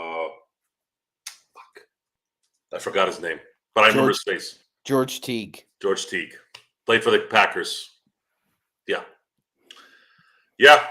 It was. He should not have gone that second time. He should not have gone the second time. He made his. At that time at Texas Stadium, they had the little opening there. It was perfect. So I'm not sure if you guys had a chance to. I've posted it in the chat, but Alan Wells from the Bleacher Report has reported that Sean Marks of the Brooklyn Nets has told every GM in the NBA that everybody's available on my roster. We were talking about it during the playback, and I thought, because people seem to be infatuated on bringing back Schroeder back. That's fine. Can you bring Cam Johnson along with him? Yes. But Alan was saying that makes the team smaller, and it does. But, Johnson's 6'9". I'd trade Rui and, also I think you would need Rui and D'Lo for sure. I don't know if it's a middling trade Does it make the Lakers any better? I'm not sure it does, but yeah, it's something I could be interested in because Cam Johnson is a guy who can light it up from the outside on occasion. I go ahead, Joe. Yeah, Claxton and Cam Johnson, I think they make close to 50. They're almost like 50 A million. Rui and D'Lo deal would be the same as getting Schroeder and Cam Johnson. That one I worked out during the playback. Would they want to trade Claxton, and would that make a difference? Would they want to? They would want picks attached to it at that point. Right. So there'd be protected picks going that way, but would that be enough? I think those salaries are too big. Let's look at it. I'll look it out on the trade machine. So Claxton this year makes 27. He'll make 25 next year. Oh yeah, he's 23. He's yeah. That's too much for him. Cam Johnson, 3 years, $65 million deal. That is workable for the Lakers. Yeah, that's too much for Claxton. That's almost 30 mil a year for Claxton. It's too much for Nick Claxton. If he shot over 60% from the line, maybe. But I mean, he's a bad free throw shooter, and we do not need another one of those on the team either. He's just going to frustrate you guys, by the way, when he's shooting free throws. That's going to be a problem. But yeah, he's good defensively. It would be nice if he actually his lower body or lower frame was actually a little bit stronger. But yeah, the kid can block shots, can provide some defense time to time. But man, almost $30 million for a guy like that. I don't know. Joe. And DFS has a player option on 25-26. So no, thank you. He's been exceedingly mediocre at best, I think, on the Brooklyn Nets, and that for a team that is that bad, 9-12 on the season. Yeah, that's now, Gerald. Sometimes there's this trade where you trade a guy in the last year of his contract for another player in the last year of his contract. Now, just saying, Cam Thomas is out a few weeks with a hamstring injury. Mm-hmm. He's also in the top 10, Gerald, in fourth quarter scoring. Oh, he's a great scorer. I have him on my fantasy team. So Joe, the Lakers' top fourth quarter scorer is LeBron James. He's 23. He's 23rd out of 25 of the top fourth quarter scorers. If he sits in any game, Joe, you know that it's kind of like throwing in the towel for the game, because LeBron's really our focal point in the fourth quarter for getting buckets. AD can do it at times, but LeBron is the man in the fourth quarter. You add a guy like Cam Thomas, you add a guy like Cam Johnson, you get the Cam twins on the Lakers, you add a little bit of scoring punch. Sure, Allen, yeah, we lose a little bit of size, but I'd sacrifice that size for more versatility, because I know for a fact that I could play Cam Johnson beside Anthony Davis and LeBron James. I know that. He could fit like a glove between those two guys. And Cam Thomas is a scorer. Let him do his thing. I'd be perfectly content of having Austin Reeves at the point if Cam Thomas or Dalton Connect was at the 2. I actually think bringing in a guy like Cam Thomas and or Cam Johnson adds a little bit of spice and variety to your offense, Gerald, which we badly need. JJ badly needs another guy he could put the ball in his hands and drop a play for. Well, it's just interesting to see. I mean, because, so many people now are depending on Connect in our chat on playback. I'm a huge fan of Connect's game and whatnot, but I understand his limitations. And now, I mean, as Joe has said before, he's a rookie. How much can you really depend on rookie? He's going to have games like this. It's just that simple. He's going to have games like this, and it's up to the Lakers to go ahead and try to find other ways to win. We did tonight. That's a positive. Against a team, again, like the Jazz, that's fine. We'll take the wins when we can get them. They're 12-8. Still, sixth place in the Western Conference. Let's go ahead Yep. and see what they got. Yeah. And I'm sorry, but it's a hard no on Ben Simmons. Oh no, It's- there's no way. No, don't even worry about Ben Simmons. Brooklyn doesn't want to trade him. He is one of the most untradeable guys that's out there right now. Untradeable. You don't want to know why? $40 million coming off your books. You okay? You want that?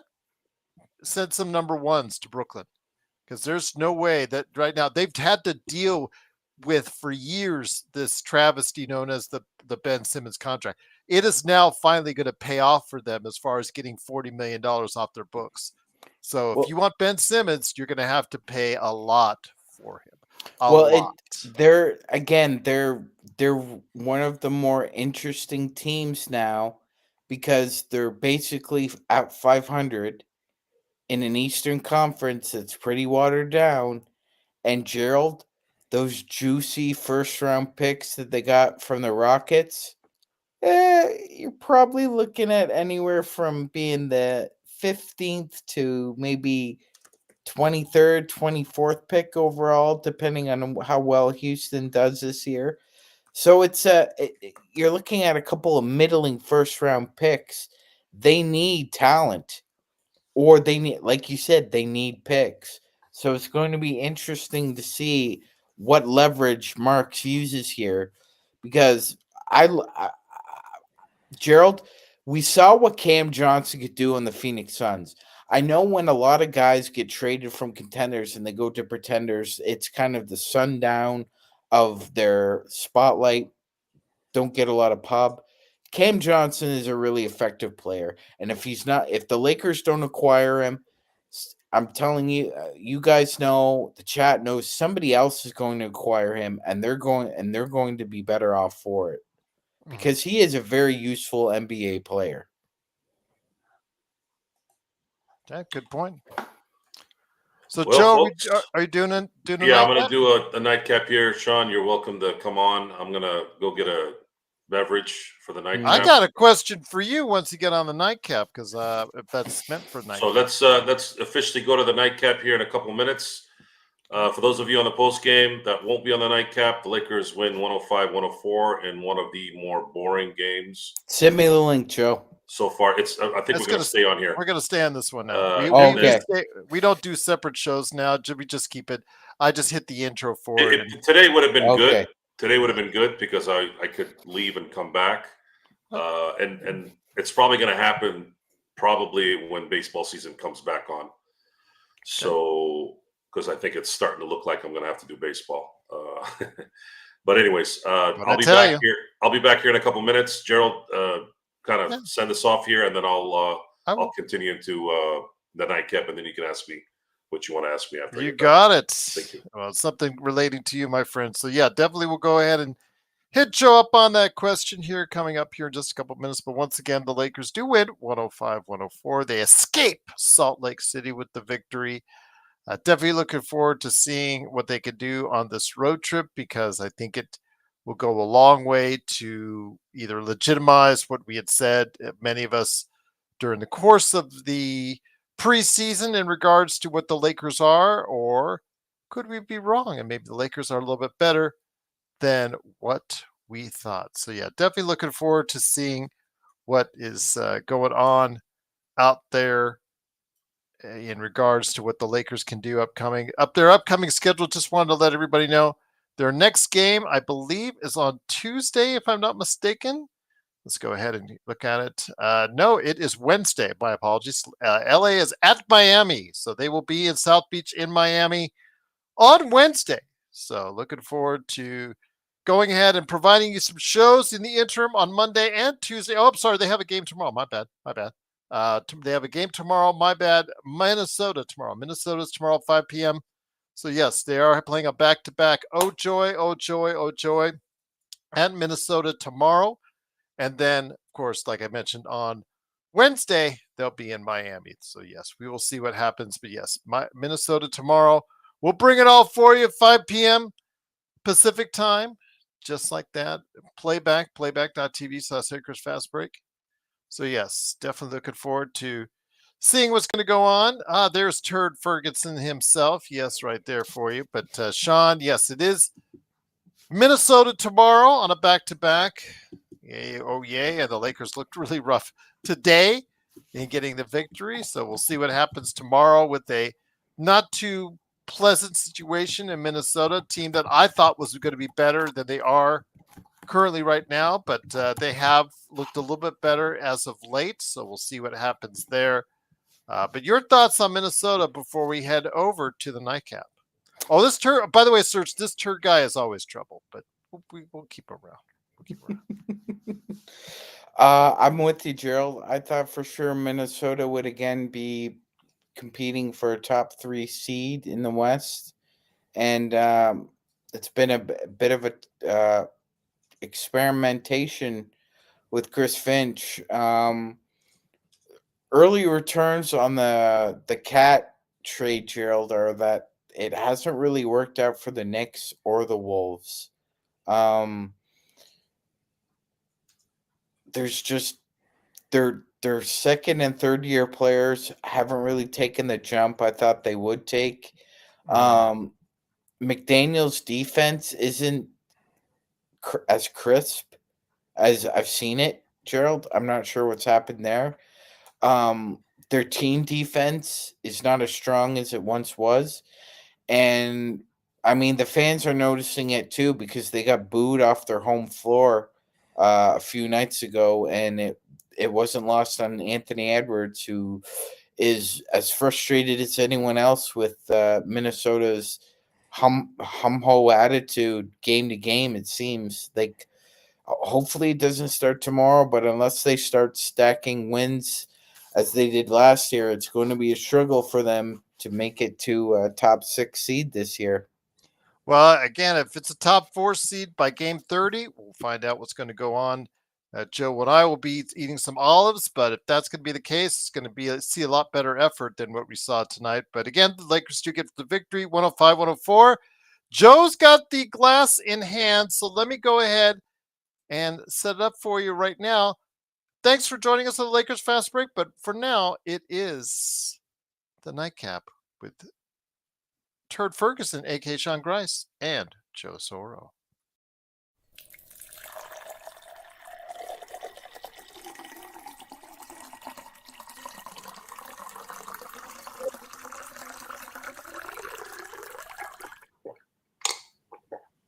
Turd Ferguson. Funny name, Turd Ferguson. Yes, funny name. You know, I don't know. I'll take anal bum cover for 600.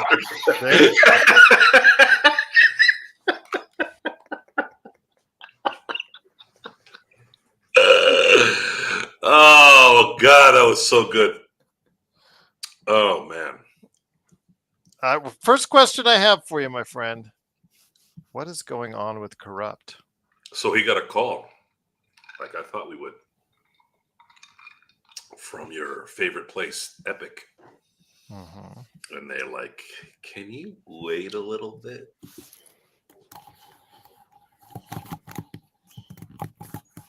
You probably don't know what I'm talking about, Sean, but Epic is a very, very big company that is pretty good at what they do in the video game world. And they've asked us to wait to release. Now, we've given them a very short window. And our people are going to talk to the CEO tomorrow. Now, Joe, they don't come with something. We're likely going to launch this week, preferably on Friday, which was what the original release was. Not on Good Friday, the Friday before that. And then they asked us if we wanted to release the day before Thanksgiving, because I guess that's their number one day for sales. And yeah, so last minute, we obliged, Gerald. I'm sorry, but we will be on this week. That's going good to me, but I'm like Wednesday. All right, go and get Joe's game. That is still on wish list. Boy, do I look really good right now. No. And I know it's kind of a bummer. I was kind of bummed a little bit, but then it's not. It's just it is. We gotta do it right. Who's Gerald Glassford joined? Where did John go? Oh, he had computer issues, just like Oh, I really? had router issues just a little while ago. My router went Joe Soro. His computer went Joe Soro. Why are you calling it Joe Soro? Because you know how you always have those router issues. When was the last time you got punched in the throat? Well, that would be pretty hard for you to do because it'd have to reach over 300 miles. Yeah. So yeah, we're. I will announce officially when it's on. Well, Oh, by the I way, just folks. By the way, we are on the nightcap. So, for those of you for those of you who have just joined us for the first time, this is kind of like the post game show where it's not as conventional as the post game. The post game is I have drinks, nightcap, and sometimes I'll have a snack, and then of course we'll delve into other things besides the Laker world. And it's been real easy lately to go off the Laker world thing because the Lakers have been kind of suspect. But hey, they're 12-8. Good for them. I didn't think they'd be 12-8 this summer. I was hoping, being like Gerald Glassford, hoping for everything. And we'll see if they can get to that magical number 20 before they get to the unmagical number of 10. I hope Corrupt will come out someday. There you go. Oh, well, we'll be here. By the way, oh no, my feelings weren't hurt. I'm just wishing for like your guy. You've got someone that's been waiting a long time for this to come out, and I'm rooting for him. So and you as well as one of the financiers. So what I'm do just you say now? Just try to time out Sean's tapping on the thing on how I missed. What did I just say? This is the post game. We tap here. Yeah, but our audio audience listens to this, and all they can hear is. I'm sure our audience will be fine when they hear this on the podcast outlet.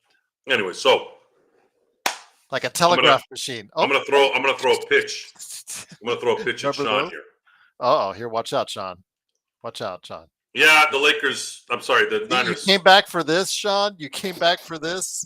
Really? Well, Gerald, I did speak the noble truths of the Lakers fast break, and if he gets out of line, you've given me permission. That was the initiation process. That's correct. Go ahead. So he knows. He knows. You guys talking about me behind my back? Always. Oh no, this was live. But yeah, it was behind his back, but it was live. It was live though. Jeff, they're not bringing in Correa, dude. That's a joke. Those guys hate that guy. Joe, you were gonna soft pitch something to me, so yeah. So more than tonight's game is we need to assess what's coming here. Mm-hmm. The Lakers are playing essentially 2 games in a day and a half. Yeah. And they got to go play Minnesota. And then after that, they get only a day off. They got to go play Miami and then a day off and then go play Atlanta. What happens if they lose all 3 of these games?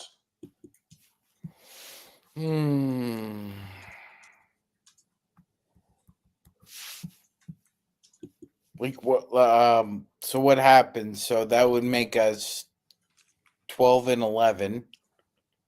We'd probably be around that 9th, 10th spot with San Antonio Spurs and the Sacramento Kings and the rest of the half in, half out, middling, almost bottom dwellers.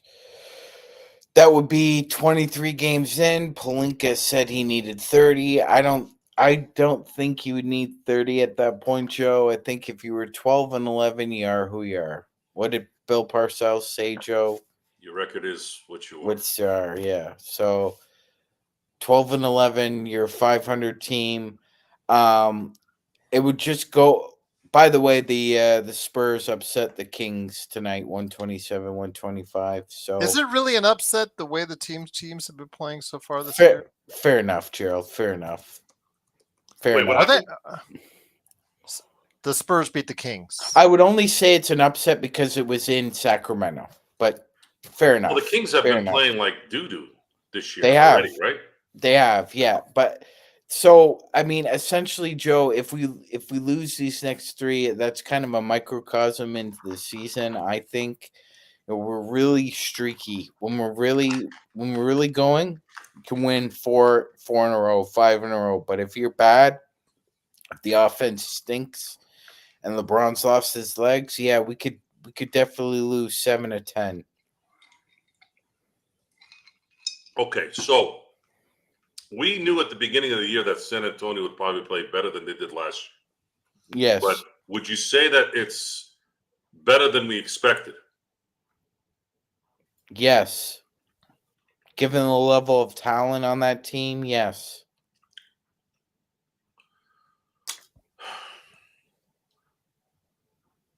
I don't know, man.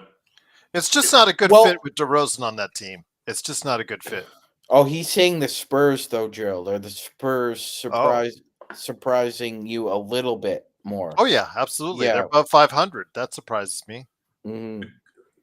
Is Chris Paul making that much of a difference? I would say no. He's getting them in sets, and they're actually running it off. It's not just running the offense through Wemby, even though he's the cog of the whole thing. I would say the big difference, Joe, is that Vassell has taken a step forward, and Castle is having a pretty decent, Gerald, I would say, rookie year. I would actually, I don't understand why they don't play him more beside Chris Well, he's Paul. now in the start. He is now in the starting lineup. Yeah, which should have happened, a few weeks ago. But yeah, so I think they're still a year or two away, Joe.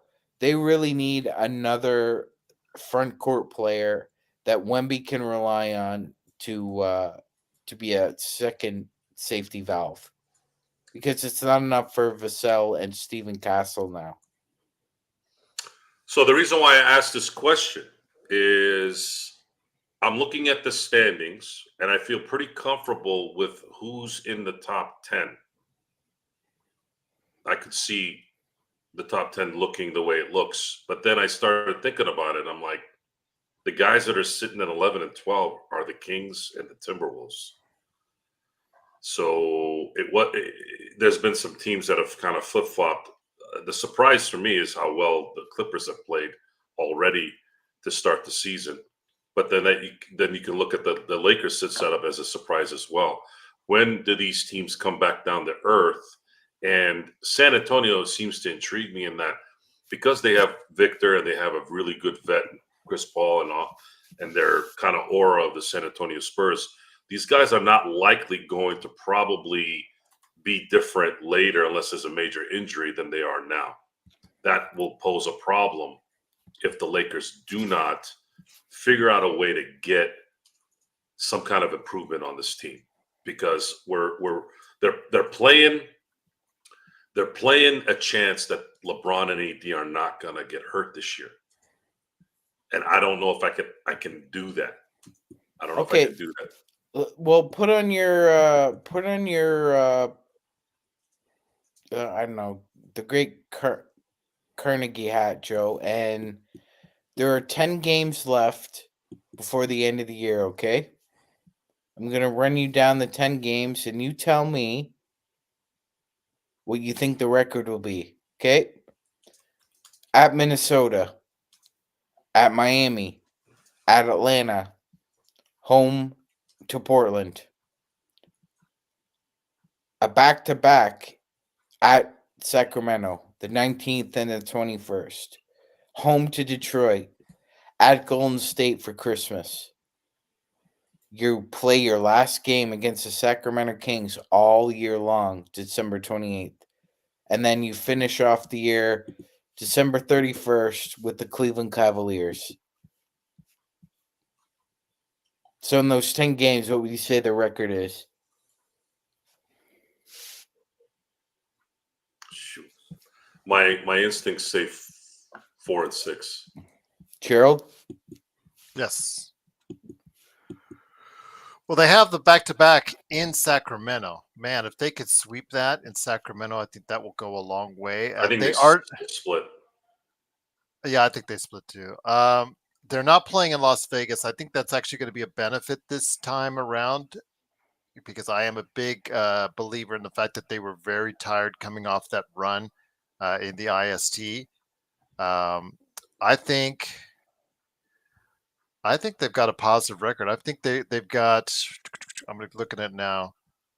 I think they got 2 or 3 over Sacramento.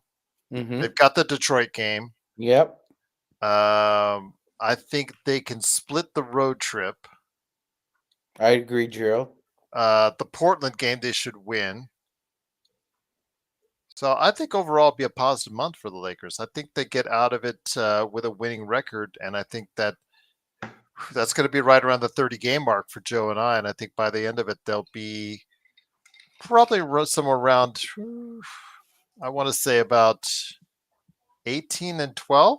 Mm-hmm. I would say that's what I would go with, Gerald. Yeah. Maybe. I think you could go finish this 10-game stretch 6-4. You finish the year off 18 and 12 after 30 games, and that's actually a pretty decent record. Yeah. I think I think you guys are looking at it from the hope standpoint, and that's fine. No, I'm looking at it from the expected win standpoint. Yeah. I don't see how I have them losing the next 3 games. I think they take one of those games. Yeah, Miami offensively is not playing very well. The record is based off of what I think is going to happen. I think they lose tomorrow, and they lose in Miami and in Atlanta. They win in Portland. They split with the Sacramento Kings in those 2 games. They beat Detroit at home. They lose on Christmas. They beat Sacramento, and then they get waxed by the Cavs again at home. Okay. And that's kind of where I stand on that. It's based off of a couple things. It's based off of how they've played. I will say this though, Cleveland comes in on that game off a back-to-back because they're playing Golden State on December 30th. And normally that would be a good thing for the Lakers, but they played they played the Suns and Denver on the back end of back-to-backs last week, and they blew it. They blew ass, unfortunately. Yeah. And I just think there's something brewing here mentally. I think this team looks tired already. LeBron looks tired mentally. I think it's more mental than physical. AD came out the gates, and it's not just come out the gates. AD is notorious for having a 1 or 2 or maybe even a 3-week just, oh my God, AD is destroying, and then he goes away for a while. He is the sabbatical king. He gets out and then gets out. That's just kind of what his career has been. He's never gotten into any year where he just continues to do what he does. He's never done it. And I don't know why. I don't know if it's a focus issue. I don't know if it's an ability issue. I can't sit here and say his plantar fascia, whatever the hell they call it, is the issue, but it's not, because he's been in the league a long time. We've seen how he plays. He does not dominate for an entire 82-game season. And this team can't afford him not to be that guy at any point. And LeBron, I'm sorry, I can't expect LeBron to be getting to the basket at 40 years old and saving the day. It's sad too, because he's been phenomenal as the lead guard. But see, Joe, His shooting percentage inside of the 3-point line is still very good. He's shooting the worst he's shooting on the mid range is around 44%. And So before today, he was actually shooting well from outside, but yeah, 0 for 9 today. Just absolutely terrible. So it's almost what's happening is very reminiscent of the 2023 playoff run. Yeah, he was above 40 before today, and now he's below 40. He's able to will himself to a decent percentage inside that line. It's just the legs go and he doesn't have it. No. And by the way, Austin Reeves is the Gerald after LeBron. I believe Austin Reeves is the next closest to league average from 3, and he's almost there. But I mean, you're talking about a team that desperately needs shooting, desperately, because we can't rely on Old Man River, even though he's not even 30 yet. Gabe Vincent, although his knees are like 38. To shoot 2 of 3 from 3 every game. It's not going to happen. Well, let's look at this as far as the 3-point percentage coming out of today's game. Cam Reddish is 52.9. You can Only take that averages 1 per game. Yeah. Rui is at 47%. Dalton is at 44%. It's not bad. It's not bad. Yeah. So, yeah, that's even after today's game for Dalton Connect. So yeah, Rui is 47%. Dalton's at 44. How many does Rui average a game? What, 2.5? 3.5. Okay. Oh, that's up for him. So yes. Oh, good for Rui. Anthony Davis, who everybody wanted to shoot threes, he did make 2 of 4 today, but remember he missed like 8 in a row. He made his first 2. Yeah, but he missed his next 2, and he's gone. Those are 2. I think he missed his last 8 before then. He dropped from like 43 to 36, so he's dropping fast. Austin Reeves is 35.5. He had his second year, guys, when he was getting close to 40, and you thought, oh man, he's going to take that next step as a shooter, and it just never has happened since. D'Angelo is 30%. Max Christie is 29. Gabe Vincent is 21% from 3, and that's it. Zubats missed a critical free throw here. Denver has an opportunity to tie the game up. Ooh, yeah, we'll still take Zubats anyways. So Cleveland beat Boston today. We're going to have to start becoming Cleveland Cavalier fans here in the next 5 months. Otherwise, we're toast with that. And see, that's where the stress is right now. The stress is that not only are the Lakers not going to likely win a championship. See, but Joe, I understand where you're going with this, but I don't want to hear that bull jive. I really don't. Because before the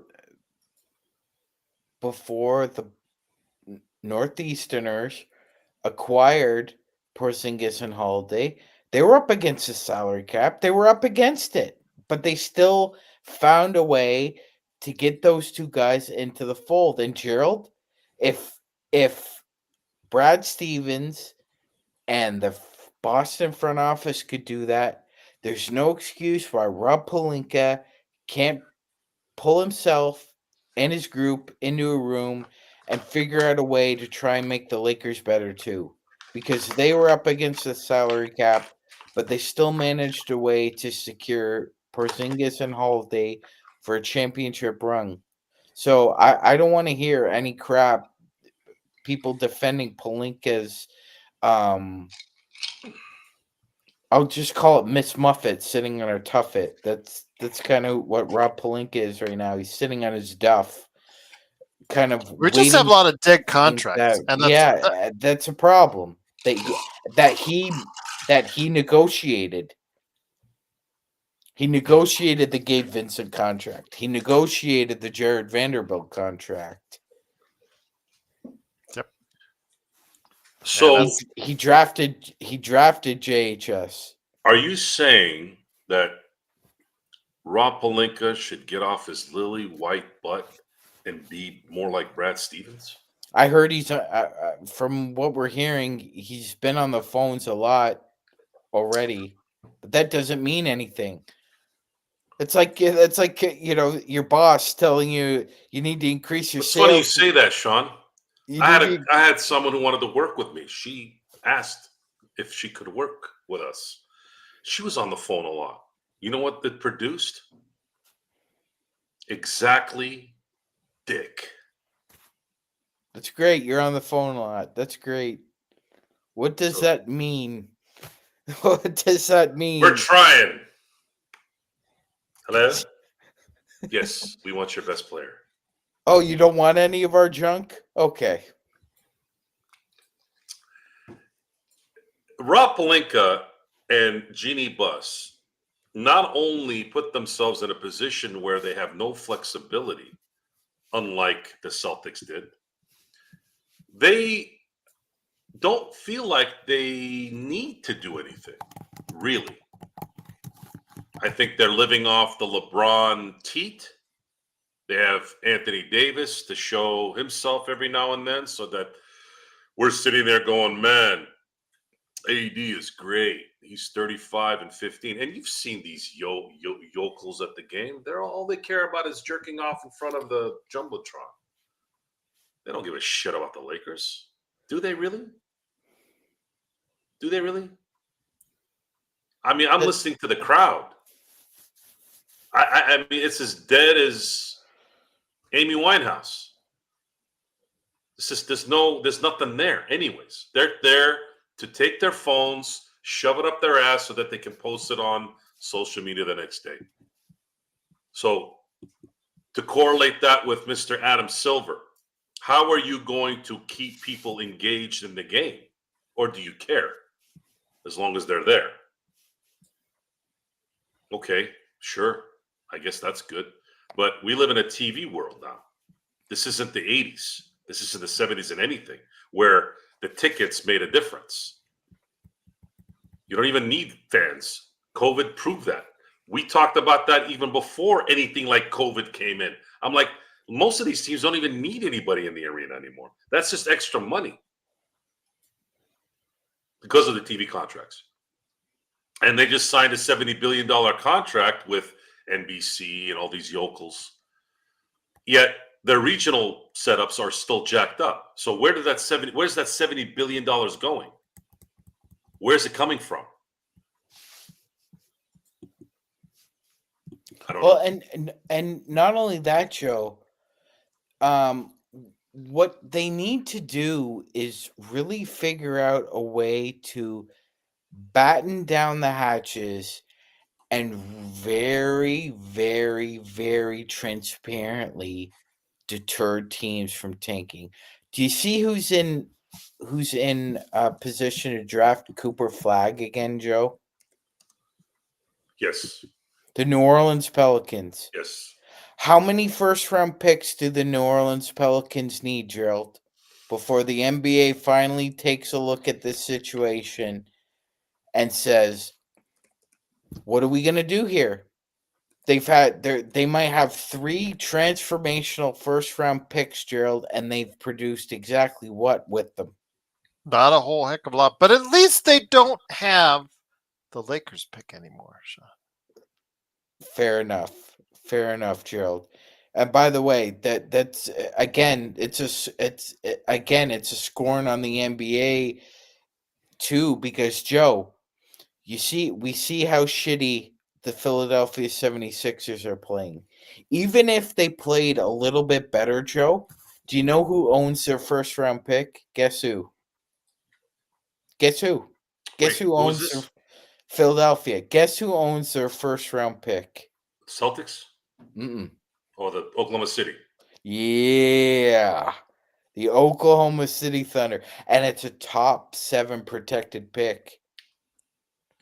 I know they can't. I know they've got a chance. They don't have a chance for 5 because it has to be one or the other with one of those. So of those you're I think saying four first round picks. I think. yes, Am I Gerald. wrong? No, that's 4. He could potentially have his own. He could potentially have the Clippers, the Heat, and the Sixers. And It's like two, one or the other with one of them. yes. Yeah. So I mean, we go to marketing, Joe. Like even if they're really bad, it's not as if they're going to be able to probably have a first round pick because you traded it away. Good point. And you traded it away to a team that's probably going to finish with the best record in the But NBA. in the Lakers case, okay, Sean, let me ask you this: would you again, the hindsight's 2020, and people are now like reflecting back. In the past couple of weeks, I've had this discussion with some people on our chat. Mhm. Would you have taken, knowing what you know now, the AD trade when it was offered you? And I say, yeah, do it. I do it 100 times out of 100 because it got us a championship. Even if it only gives us one championship, at least it's a championship. But some people are saying, well, I would have taken the young core. I would have taken and kept that young core. Would that young core have gotten us to the promised land? It's a good what if. No. But It's a good what if, Gerald. But you do remember the fable of Jack and the Giant Beanstalk? mm-hmm. What do those magic beans get him? Got him a lot of trouble. That's all I know. Mm-hmm. I think that's what would have happened if we stayed with the core. We The got a issue champ. too is at what point is Oklahoma City going to continue to draft talent? Because there's only 5 guys that can play at a time. So Oklahoma City needs to make a decision. Likely, I don't know if they're going to win it this year. They could if everything falls in place, but I don't trust Chet Holmgren. I don't trust guys that are always injured, and he seems to be always injured. And neither does Sam Presti, Joe, or he wouldn't have signed Isaiah Hartenstein to that big deal. So they're going to have to make a decision. I'm not saying trade Chet Holmgren. I'm not saying that. No. But there needs to be something figured out to where Chet Holmgren can be the Porzingis version of Oklahoma City. If he's there, it's a luxury. If he's not there, they're still whooping ass. But they're probably going to need someone that can shoot lights out on this team with Shea Gilgeous and the rest. Otherwise, you don't want to find yourself in a position where you're in that. Well, you need to win now, and that's going to be what's going to press Presti. They have a lot of guards. They need to figure that out as well. Who are you gonna play with Shea at the end of a game? Are you going with Isaiah Joe? Are you going with Alex Caruso, the defensive player of the year? There's a lot of options for Mark Daigneault, Gerald. Yes, there is. And I still don't know, as good as he is, if Shea Gilgeous is that guy. So Okay, Joe, would you say he's at the very least a number 2 on a very good 100%. Yes, Okay. 100% for sure a 2. But he can still be a championship player, but that team needs to be structured in a way where the pressure is not ever going to be on him. So look at the Celtics. I got to use the Celtics. When I look at someone like Jason Tatum, what has been the issue with Jason Tatum on that team? He kind of disappears.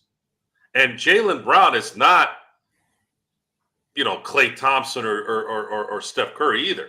Why were they able to finally kind of get over the hump? A couple things went their way, of course, but they were always relentless and they were always there. Tatum didn't care that Jaylen Brown played better than him in the clutch. Boom. So why is it important to have good chemistry in that situation? Because you want to win. You don't There care. you go. Now imagine if there was an issue, and I'm telling you, this is the part that I can't stand about the media. They have been trying to get a rift between those guys nonstop for the last 4 years. Jaylen Brown's noticed it too, Joe. And I'm just like, dude, they sit there, I'm saying they as in the media, they sit there and they bitch and whine about how players will do certain things and blah, blah, blah. And I'm like, you're the problem. That's why. You guys are little fuckers with your shit. This is a nice guy. and you're trying to put a rift in it. Oh well, he didn't make all the shots. I'm like, dude, he won. Who gives a shit? The only people that talk like that are losers. The ones I was telling you about online. Oh, he didn't do anything to win that. Oh, so every game started 4 days ago. Every game started for what about the lead up? What about that one play in the second quarter that wasn't on the stat sheet? By the way, half the guys on that team that helped them win a championship were acquired via trade, Gerald. Derek White, Kristaps Porzingis, and Drew Holiday. All those guys were acquired by trade. And Derek White was considered hand-me-down. A hand-me-down. He was a hand-me-down, yeah. They lifted him up. Porzingis, I'm sure he played better in his All-Star season, but that game 1 in the finals set the tone, Willis Reed-like in a way. And then, of course, Drew Holiday was supposed to be washed up. He was playing for the Bucks. They were choking left and right. He goes to Boston, turns into Trevor Ariza. Their Trevor Ariza. And wins. He was able to make those plays at the end of the game that Marcus Smart wasn't able to make. That's the difference. This game is this small sometimes. It's this small. One little mistake or one little play that makes a difference. Game of an inch, not even inches, it's an inch. And those things need to be factored in. But most people are box score watching, and we know it. And that's why the venom is lethal whenever I hear things. Because I'm watching the game. Sean, you watch the game. Gerald, you watch the games. I know you guys watch the games. A lot of you guys out there watch the games. But there's a bunch of people that don't. And it's usually the guys that are sitting, which is another problem with sports in general right now, is the talent that's telling you this stuff. It's not being told correctly. You have someone like George Karl who's shitting all over Stephen A. Smith. Now, George Karl is an asshat half the time, but he's not wrong. Not everybody's wrong, even though you don't like them. And by the way, the reason why George Karl talks so much shit about the Lakers is because he's never beat them in a series. When things like that happen, I get it. There's a frustration there. He coached the Warriors. He coached the Sonics. He coached Denver. Never in 7 series against the Lakers as a head coach of whatever team he was coaching. He has beaten the Lakers in all these eras. Even the shitty era of the mid-90s beat him. Which is amazing because he could always beat the tires off Jerry Sloan in a 7-game series, but the Jazz. But he could never beat Del Harris. It's always like Phil that, though. Jackson. It's always like Mike that. Brown. Yeah, guys. Tom Brady. And let me just say this: in your trades, because everybody does these trades, and they want to put Gabe and send him packing. Guys, he has another year on his contract. Think these things through before you send this out. You are not going to trade Gabe unless you attach picks with it. There's no team, there's no self-respecting general manager out there that would take a guy who just scored for the double figures for the first time as a Laker today. Why would you even want to take that individual on for another $10 million after paying him, what the majority of the $10 million in this contract? Gerald's right. Let's wait till the summer of 2025 for Gabe. Yeah, right? I mean, no one is taking Gabe right now unless you've really got to attach picks onto it, and we don't have that many picks, Joe. We don't have that many picks, John. I don't even think they take it if you included Austin Reeves. I don't even think they take him if you included Austin Reeves. Well, I think that's one thing people have to talk about. Nobody on the Lakers should be untouchable. I mean, AD and LeBron, they're not going to trade, even though I'm now thinking like Stone, blowing up the team might be more beneficial because this team, I just don't think is going to get where people want it to go. But since they're not, and LeBron is already, he has a no trade clause and whatnot, I just, that means Dalton, that means all of them. The rest of them should be fair game for a trade proposal but it just depends on what assets the other team really wants to get, Sean. Yeah, exactly, Gerald. And I don't think anybody should look at themselves as untouchable either. And I know every fan, Laker fan out there, wants to put Gabe on the first plane out of here. I understand that he's been terrible, absolutely terrible, absolutely incredibly terrible, absolutely another one of Rob's dumb deals. But again, who is taking Gabe? Who is absolutely taking Gabe for any trade out there? And it's not just you, Adam. It's just everybody. Everybody's attaching Gabe. Laker Tom is attaching Gabe on every single mock trade. Who is not, and then the question gets asked, who's saying no to the trade? The other team is saying no to the trade because they don't want another 10 years, $10 million for Gabe Vincent. It's just, guys, I just see so many people wasting their breath. His contract's more tradable than, let's say, Christie's now and Jared Vanderbilt. Well, yeah, Vanderbilt's probably the hardest one to trade because he's $11 million for 4 years. It's tradable, and then you have Rui as well. That's got another year after this. What would have to happen is there would have to be a 3 or 4 team trade for all this to work. You have to attach picks to it, Joe. Does Rob have the brain matter to make something like that work? He had one good trade. Look at the NBA. Look what these GMs did this last draft. Do any of these other guys know what the hell they're doing? This is not just a last couple of year thing, by the way. NBA GMs are the worst of all the 4 major sports in terms of how badly they miss. And a lot of that, my theory is, and I think this is something I'm going to talk to Stone about when we get him on. There's going to be a lot of 4:00 games this coming week, so I think we're going to be able to get Stone on here. There are issues with these guys not doing their job. Rob is one of them. Now, it's still Genie's fault because I'm sure Rob's a good general manager, making sure the secretaries order enough coffee mugs and coffee filters and shit. I'm sure he does that great. The problem is with sports is you need a player personnel guy, and they don't have that. They have Clutch. That's their player personnel guy. And they don't give a shit about the Lakers. They care about LeBron James and their own ass. You can never let anybody work for you that cares about their own shit, right? So now what? What's going to happen now across all these other teams? Teams that couldn't figure out that Dalton Connect was going to be a good NBA player. Someone like us who watched maybe 20 games, if we're lucky, last year of college basketball, and I saw maybe 2 Tennessee games, and I didn't watch them all the way through either.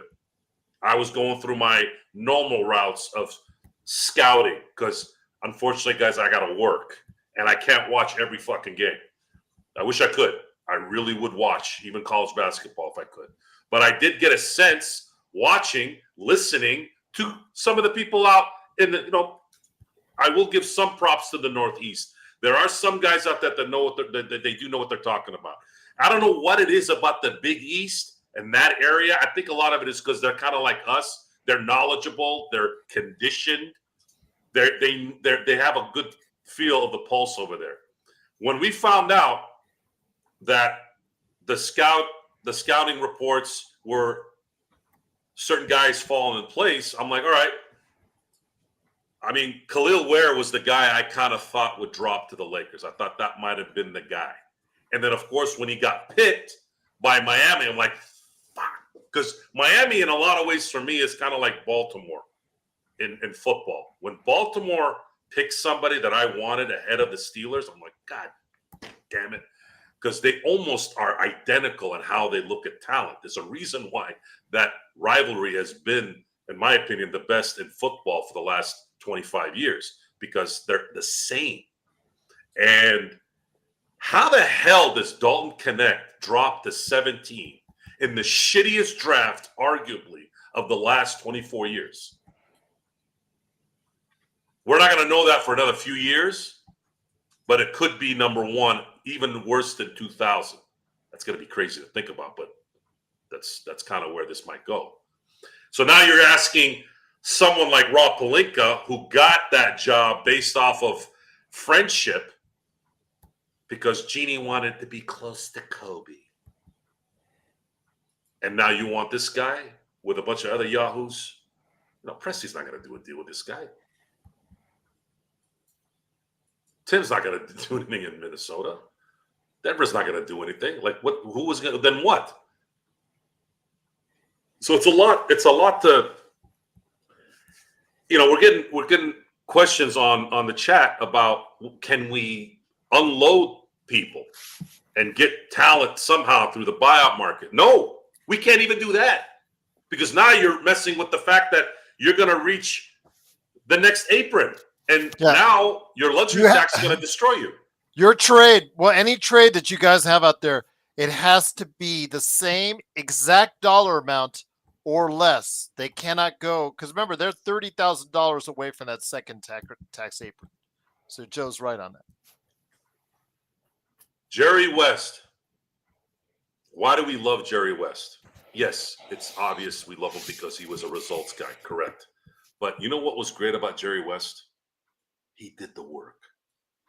This is Jerry effing West. He was a legend before he even got the job. Imagine, you're a legend already. You're a legend. And this is the thing that sucks about Kobe being gone. I believe Kobe would have done bigger things in his career. Imagine that. Because most of the time, no one's going to outdo what they're known for.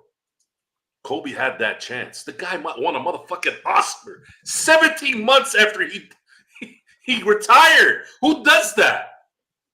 I was having conversations. Would you rather have 5 titles and an Oscar or 6 championships? I actually have to think about it. Think about it. If you have to, let me ask Sean.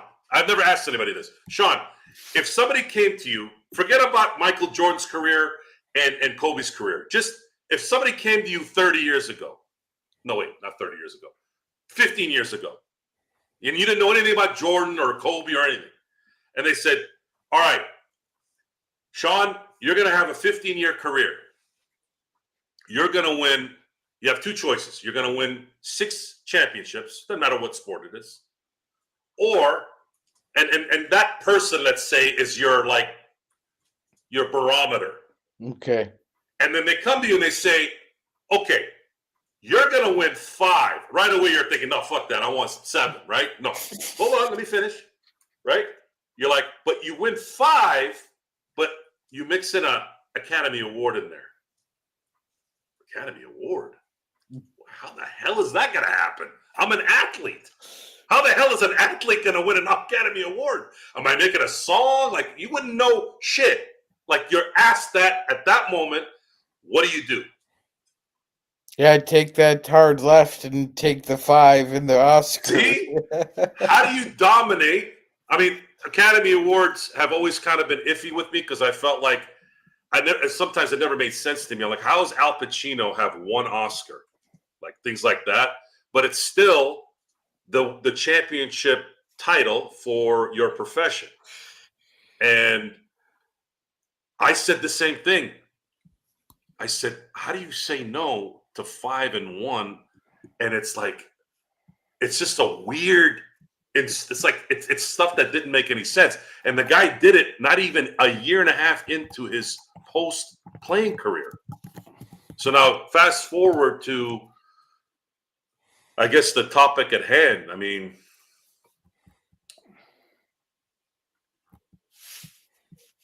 the Lakers need a miracle. I've been using that word. They need a miracle. And any non-Laker fan is going to look at us and go, you guys are out of your damn mind. You guys are just absorbed with your own garbage.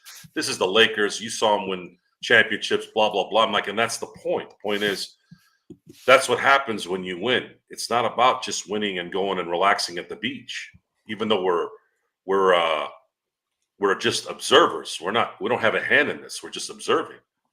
But for me, just like the whole Dodger thing, there's a lot of people soaking in this title, right? But there was something that happened about a week ago because I did want to enjoy this one a little bit more, mainly because they beat the Yankees. If they had beaten like Cleveland or the Royals, it probably would have been much shorter. But beating the Yankees was big for me in terms of the legendary kind of matchup and being able to watch that, especially winning in New York on top of that, which is what I wanted them to do. What I wanted them to do. But about a week ago, I kept seeing more and more, celebration. I'm like, all right, guys, all right.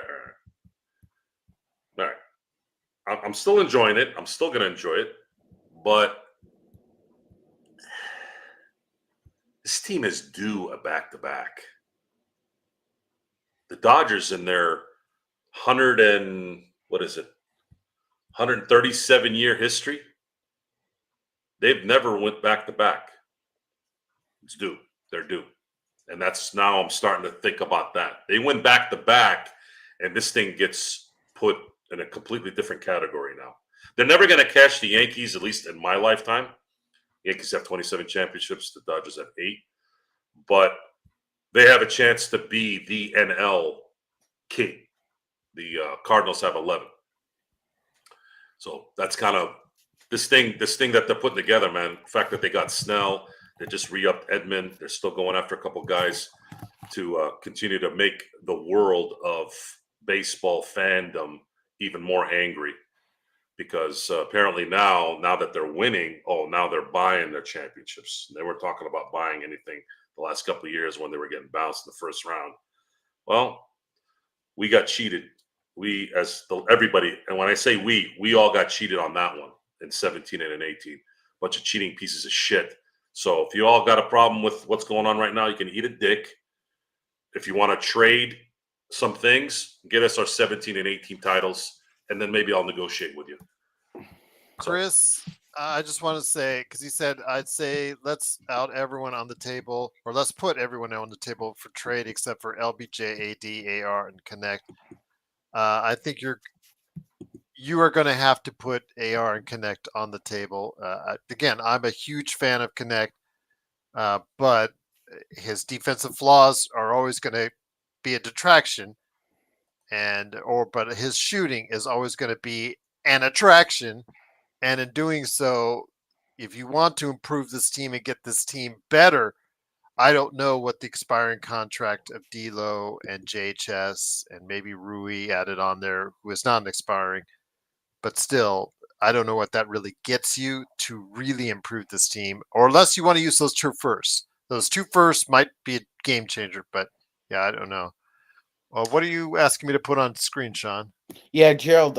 Since Joe brought up the second apron, I just brought up Victoria's Secret has a Cyber Monday sale. Oh, how interesting. Yeah, there you go. Anyway, teams cannot use a trade exception generated by aggregating the salaries of multiple players.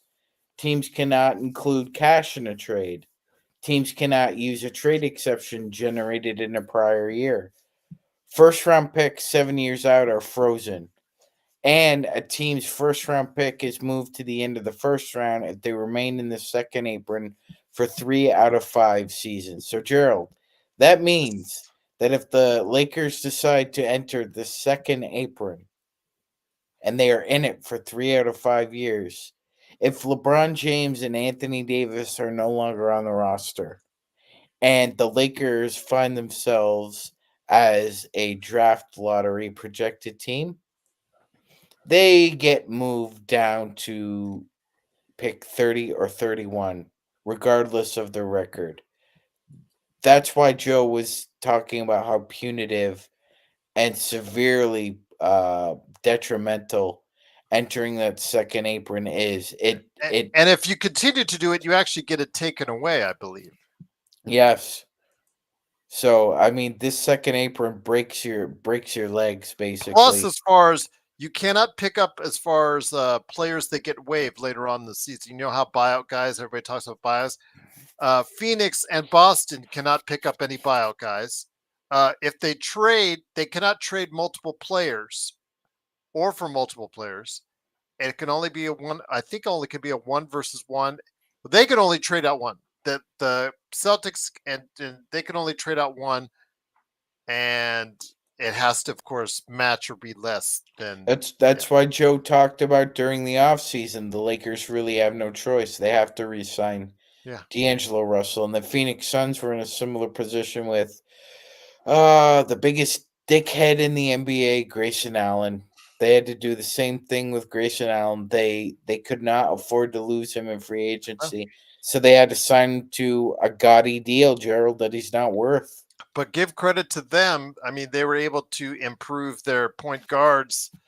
I mean, it hasn't really worked out as well as they thought so far, but Tyus Jones, Monte Morris was an upgrade over what they had last season at the point guard, and they were able to do that with minimum contracts. So, again, these minimum contracts can be valuable, guys. It's just, who are you signing to these minimum contracts? Are they going to be able to make a difference? And so far, virtually all these minimum contracts, who is the best one? Remember last year when they signed all these minimum contracts? Who's the best one? Cam? Jackson Hayes? I mean, that's your bar, guys.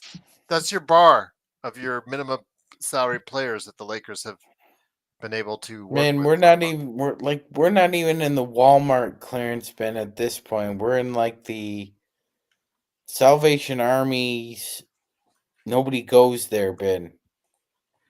Oh, big shout out to Robert Wheeler. You know, almost like death and taxes.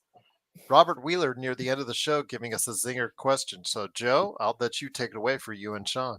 So, Joe and Sean, do you think Vincent played good because he started and knew he needed to play well? By the way, Sean, Robert Wheeler asked some of the best questions you can ask from any chat room. Thank you, Robert.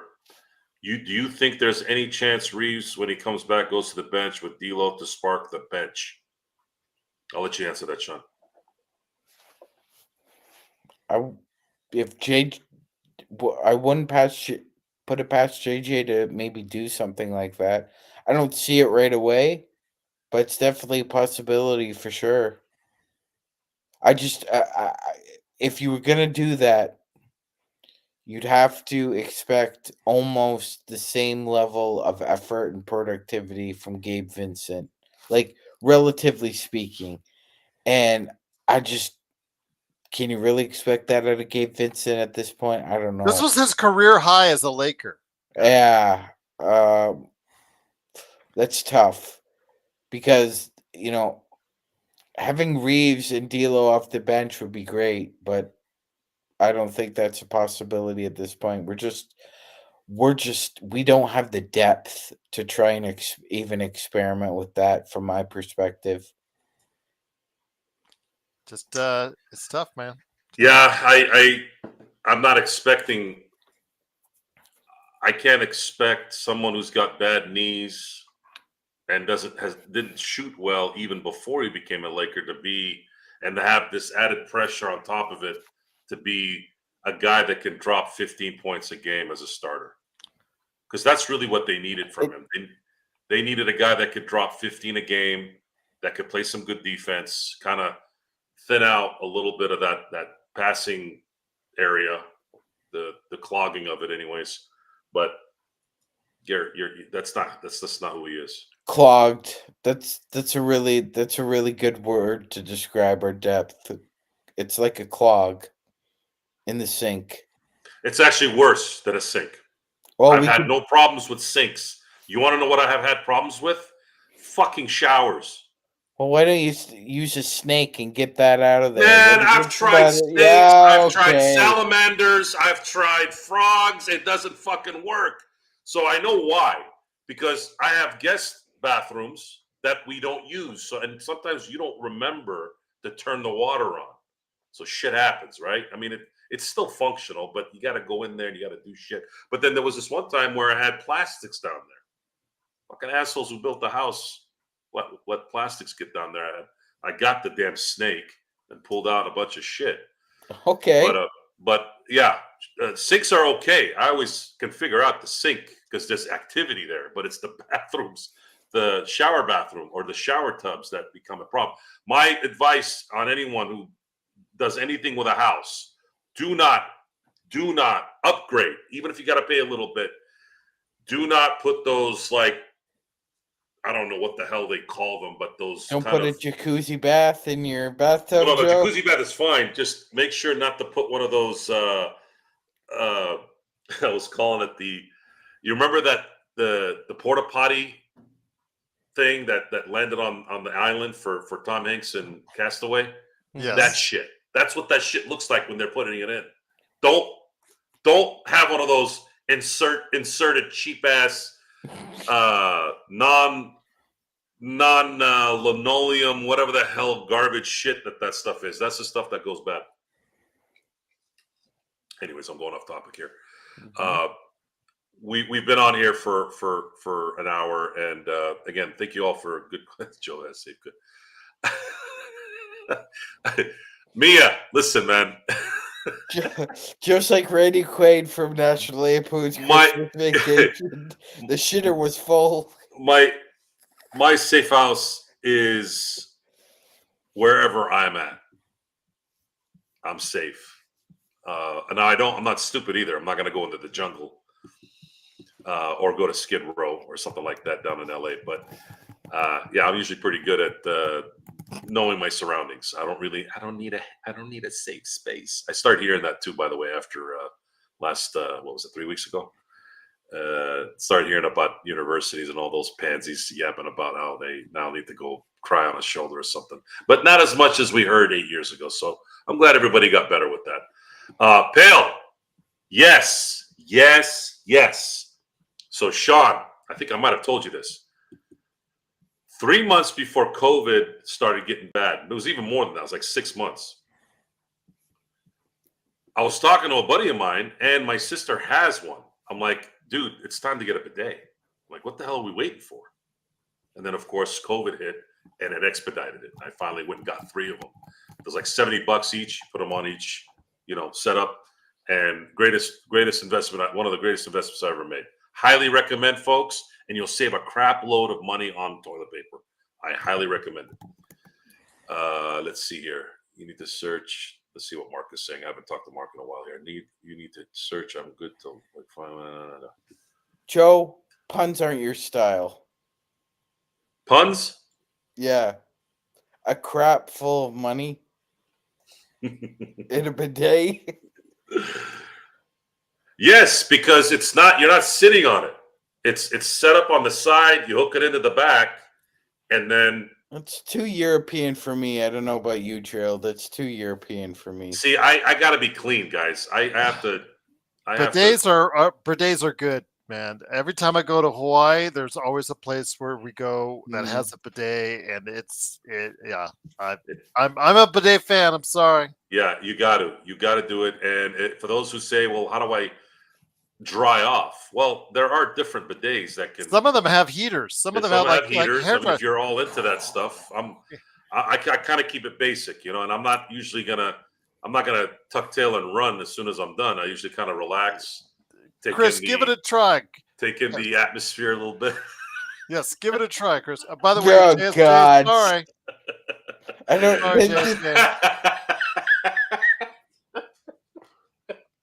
See, there's a good pun by Mia. NBA hole.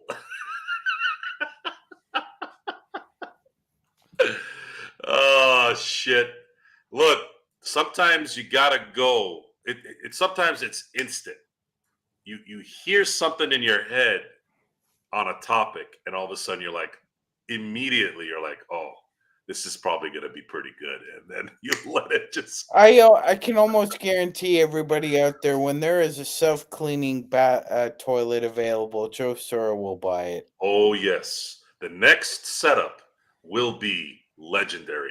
And by the way, Mark, wet wipes, because I'm in the construction business and I have a soft heart for the plumbers. Those things are really, really bad for the pipes. Really bad. So they say flush one at a time, dude, that stuff. I saw a guy, it was like a boulder when they pulled out that stuff out of the plumbing. It's really bad for pipes. So I try to help my boys, the plumber boys, by not going that route. Again, we'll not even supposed to put paper towels in there. What are you doing putting wet wipes, that stuff in there? No crack, no meth, no piping, like pipes. Oh, people still throw their medication in the toilet. Wash your ass, men. Yes, indeed. We will wash our ass. If there's nothing else, folks, I want to thank you all for being on this astounding show tonight. You didn't think I could pun that down, did you, Sean? Well, you were called splendid earlier by John. Well, I thought astounding was kind of fitting. There you did, happen again. Anyways, I want to thank you all for being here tonight for the. Well, just say tomorrow. Don't forget tomorrow's game. Are you going to let me finish? Yes, sir. Thank you all for being here tonight. Tomorrow, the Lakers go to Minnesota, and rum for a back-to-back again, where it's an earlier game and they lose time. Thank you, NBA, for doing that, by the way. And I don't know if Reeves will be back tomorrow, but they desperately needed him today. I think if they had him today, I think this maybe might have not been as close, but maybe I'm just wishful thinking. But we will be here tomorrow. There will be a nightcap after the post game, and obviously we'll have playback for the Minnesota game. Game is at 5 p.m. Pacific time. It'll be 7 o'clock Minnesota time. Mm-hmm. Minnesota. And do we go 13-8? And right now it doesn't look good, guys, because I just got word that JJ Redick stormed off during the postgame. So to go back to what I said, is JJ Redick going to last? Not because he's a Laker coach or there's an issue with coach. His caring is starting to become very daring to his health or his mindset. So this is something I want you all to monitor now that I've mentioned it. JJ Redick does not look happy, and I'm curious to see. I had estimated that he was going to blow up around December, January. Now I want to know who he's going to blow out. Is he going to blow out on LeBron, AD? Because he's got that in him. Is LeBron going to do something on Christmas where he finally unloads on him during the game? And how is LeBron going to react to that? Those are questions I want you guys to think about because I think it's coming.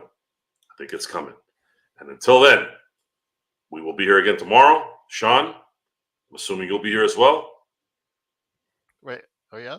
Right? Hope so. No? Sean? Anyone? Yes. Good. Welcome back. This time, don't do what you normally do and leave again. Otherwise, I'll whoop your ass because the shows are better like this. So remember the initiation, Sean. Remember. Well, Joe, I have pledged my undying allegiance to Gerald's edict and our initiation. So if the time comes where I have to get a little apey, I get a little apey. You're going to be the brunt of that gorilla. That's great because I'm about the show. Gerald is about the show, but he's like wants things to be like I know, flowery, but if I do tulips, turn into that silverback roses. gorilla, you're going to be in the monkey house. I enjoy the heat. Not Miami heat. I mean like the heat of things. Yes, Joe, we know. You can And handle I want you fire. to really embrace it. If you've got to go that way. Well, here's I've my got to only go that advice. way because Gerald Here's has my said only that advice. according to the Lakers fast break, I've got to go that way. So there's no other way. The problem no is other way. It's his No, place. there is no problem. He already said. But He already if said. let's say he's out taxing, the wife, Then and he we have that gap. Then he defers to the audience, and he can watch. If he has the that show, gap where he's not here, but that he that has might his be the audience. time to, like, I honestly, I had this vision in my head Joe, where your your ass hair is- was messed up. You I'm gonna. came in and you're I like, am going to spank your ass red if necessary. That's the way it has to be. look, man, Mike Francesca and Mad Dog Chris Russo. For those You of know you who what don't a know who those switch guys is, are, Joe? those guys made a living and made their legendary careers off of shit like that. It's fun, even if it's serious. Now, eventually they had to split up because it was too much. I think it But was too much for Mike. I think Chris could yeah, handle Chris it. was fine because Chris is nuts. Mike, I'm listening to Mike talk now. I mean, after this Yankee debacle, he Oh looked my like. God. Oh my God, yeah. Hey, we love you too, Serge. We love you all. Again, thank you for being here tonight. Embrace the moment. I'm going to go a little zen here. Embrace the moment. And folks, it's not always going to be good tasting yogurt with strawberries. And that's the point, guys. We're here to do something. That's just not. I will say there is a good omen for tomorrow. Joe Ingles isn't playing, and he usually has the game of his year. Yeah, but our Joe Ingles will probably be here, and that's a problem. Yeah, our Joe Ingles. Yeah. So, and with that, again, if you're watching, fuck you, and then we'll see you all tomorrow. And anyone who wants to get in contact with me, you can reach me on Facebook under Johnny Blade, and I have Mr. Freeman on the Statue of Liberty as far as my icons, so you'll be able to spot me there. If you want to reach me on Instagram, I'm on SinBlades_turf, and of course on X, you can find me as Joe Soro LFB. You can direct message me or message me on the main pages, and I'll have more information on everyone. There was a slight delay on Corrupt, but it will be coming out this week. I'll let you know exactly when it's on. The green button, I even have the picture of the green button. It's just all it needs to be is pressed. The only reason why we haven't pressed it is we have these assholes who keep waiting till the last minute to fucking set up meetings for the last time. Just get us the goddamn thing. The fucking thing is done. We have voiceover shit. We have marketing that we got done. All the characters are in. 60 FPS, Unreal Engine 5. We've done it all. Just get on board. Let's market this motherfucker and let's get rich. Because if I get rich, you all get rich. Until next time. I'll see you next time.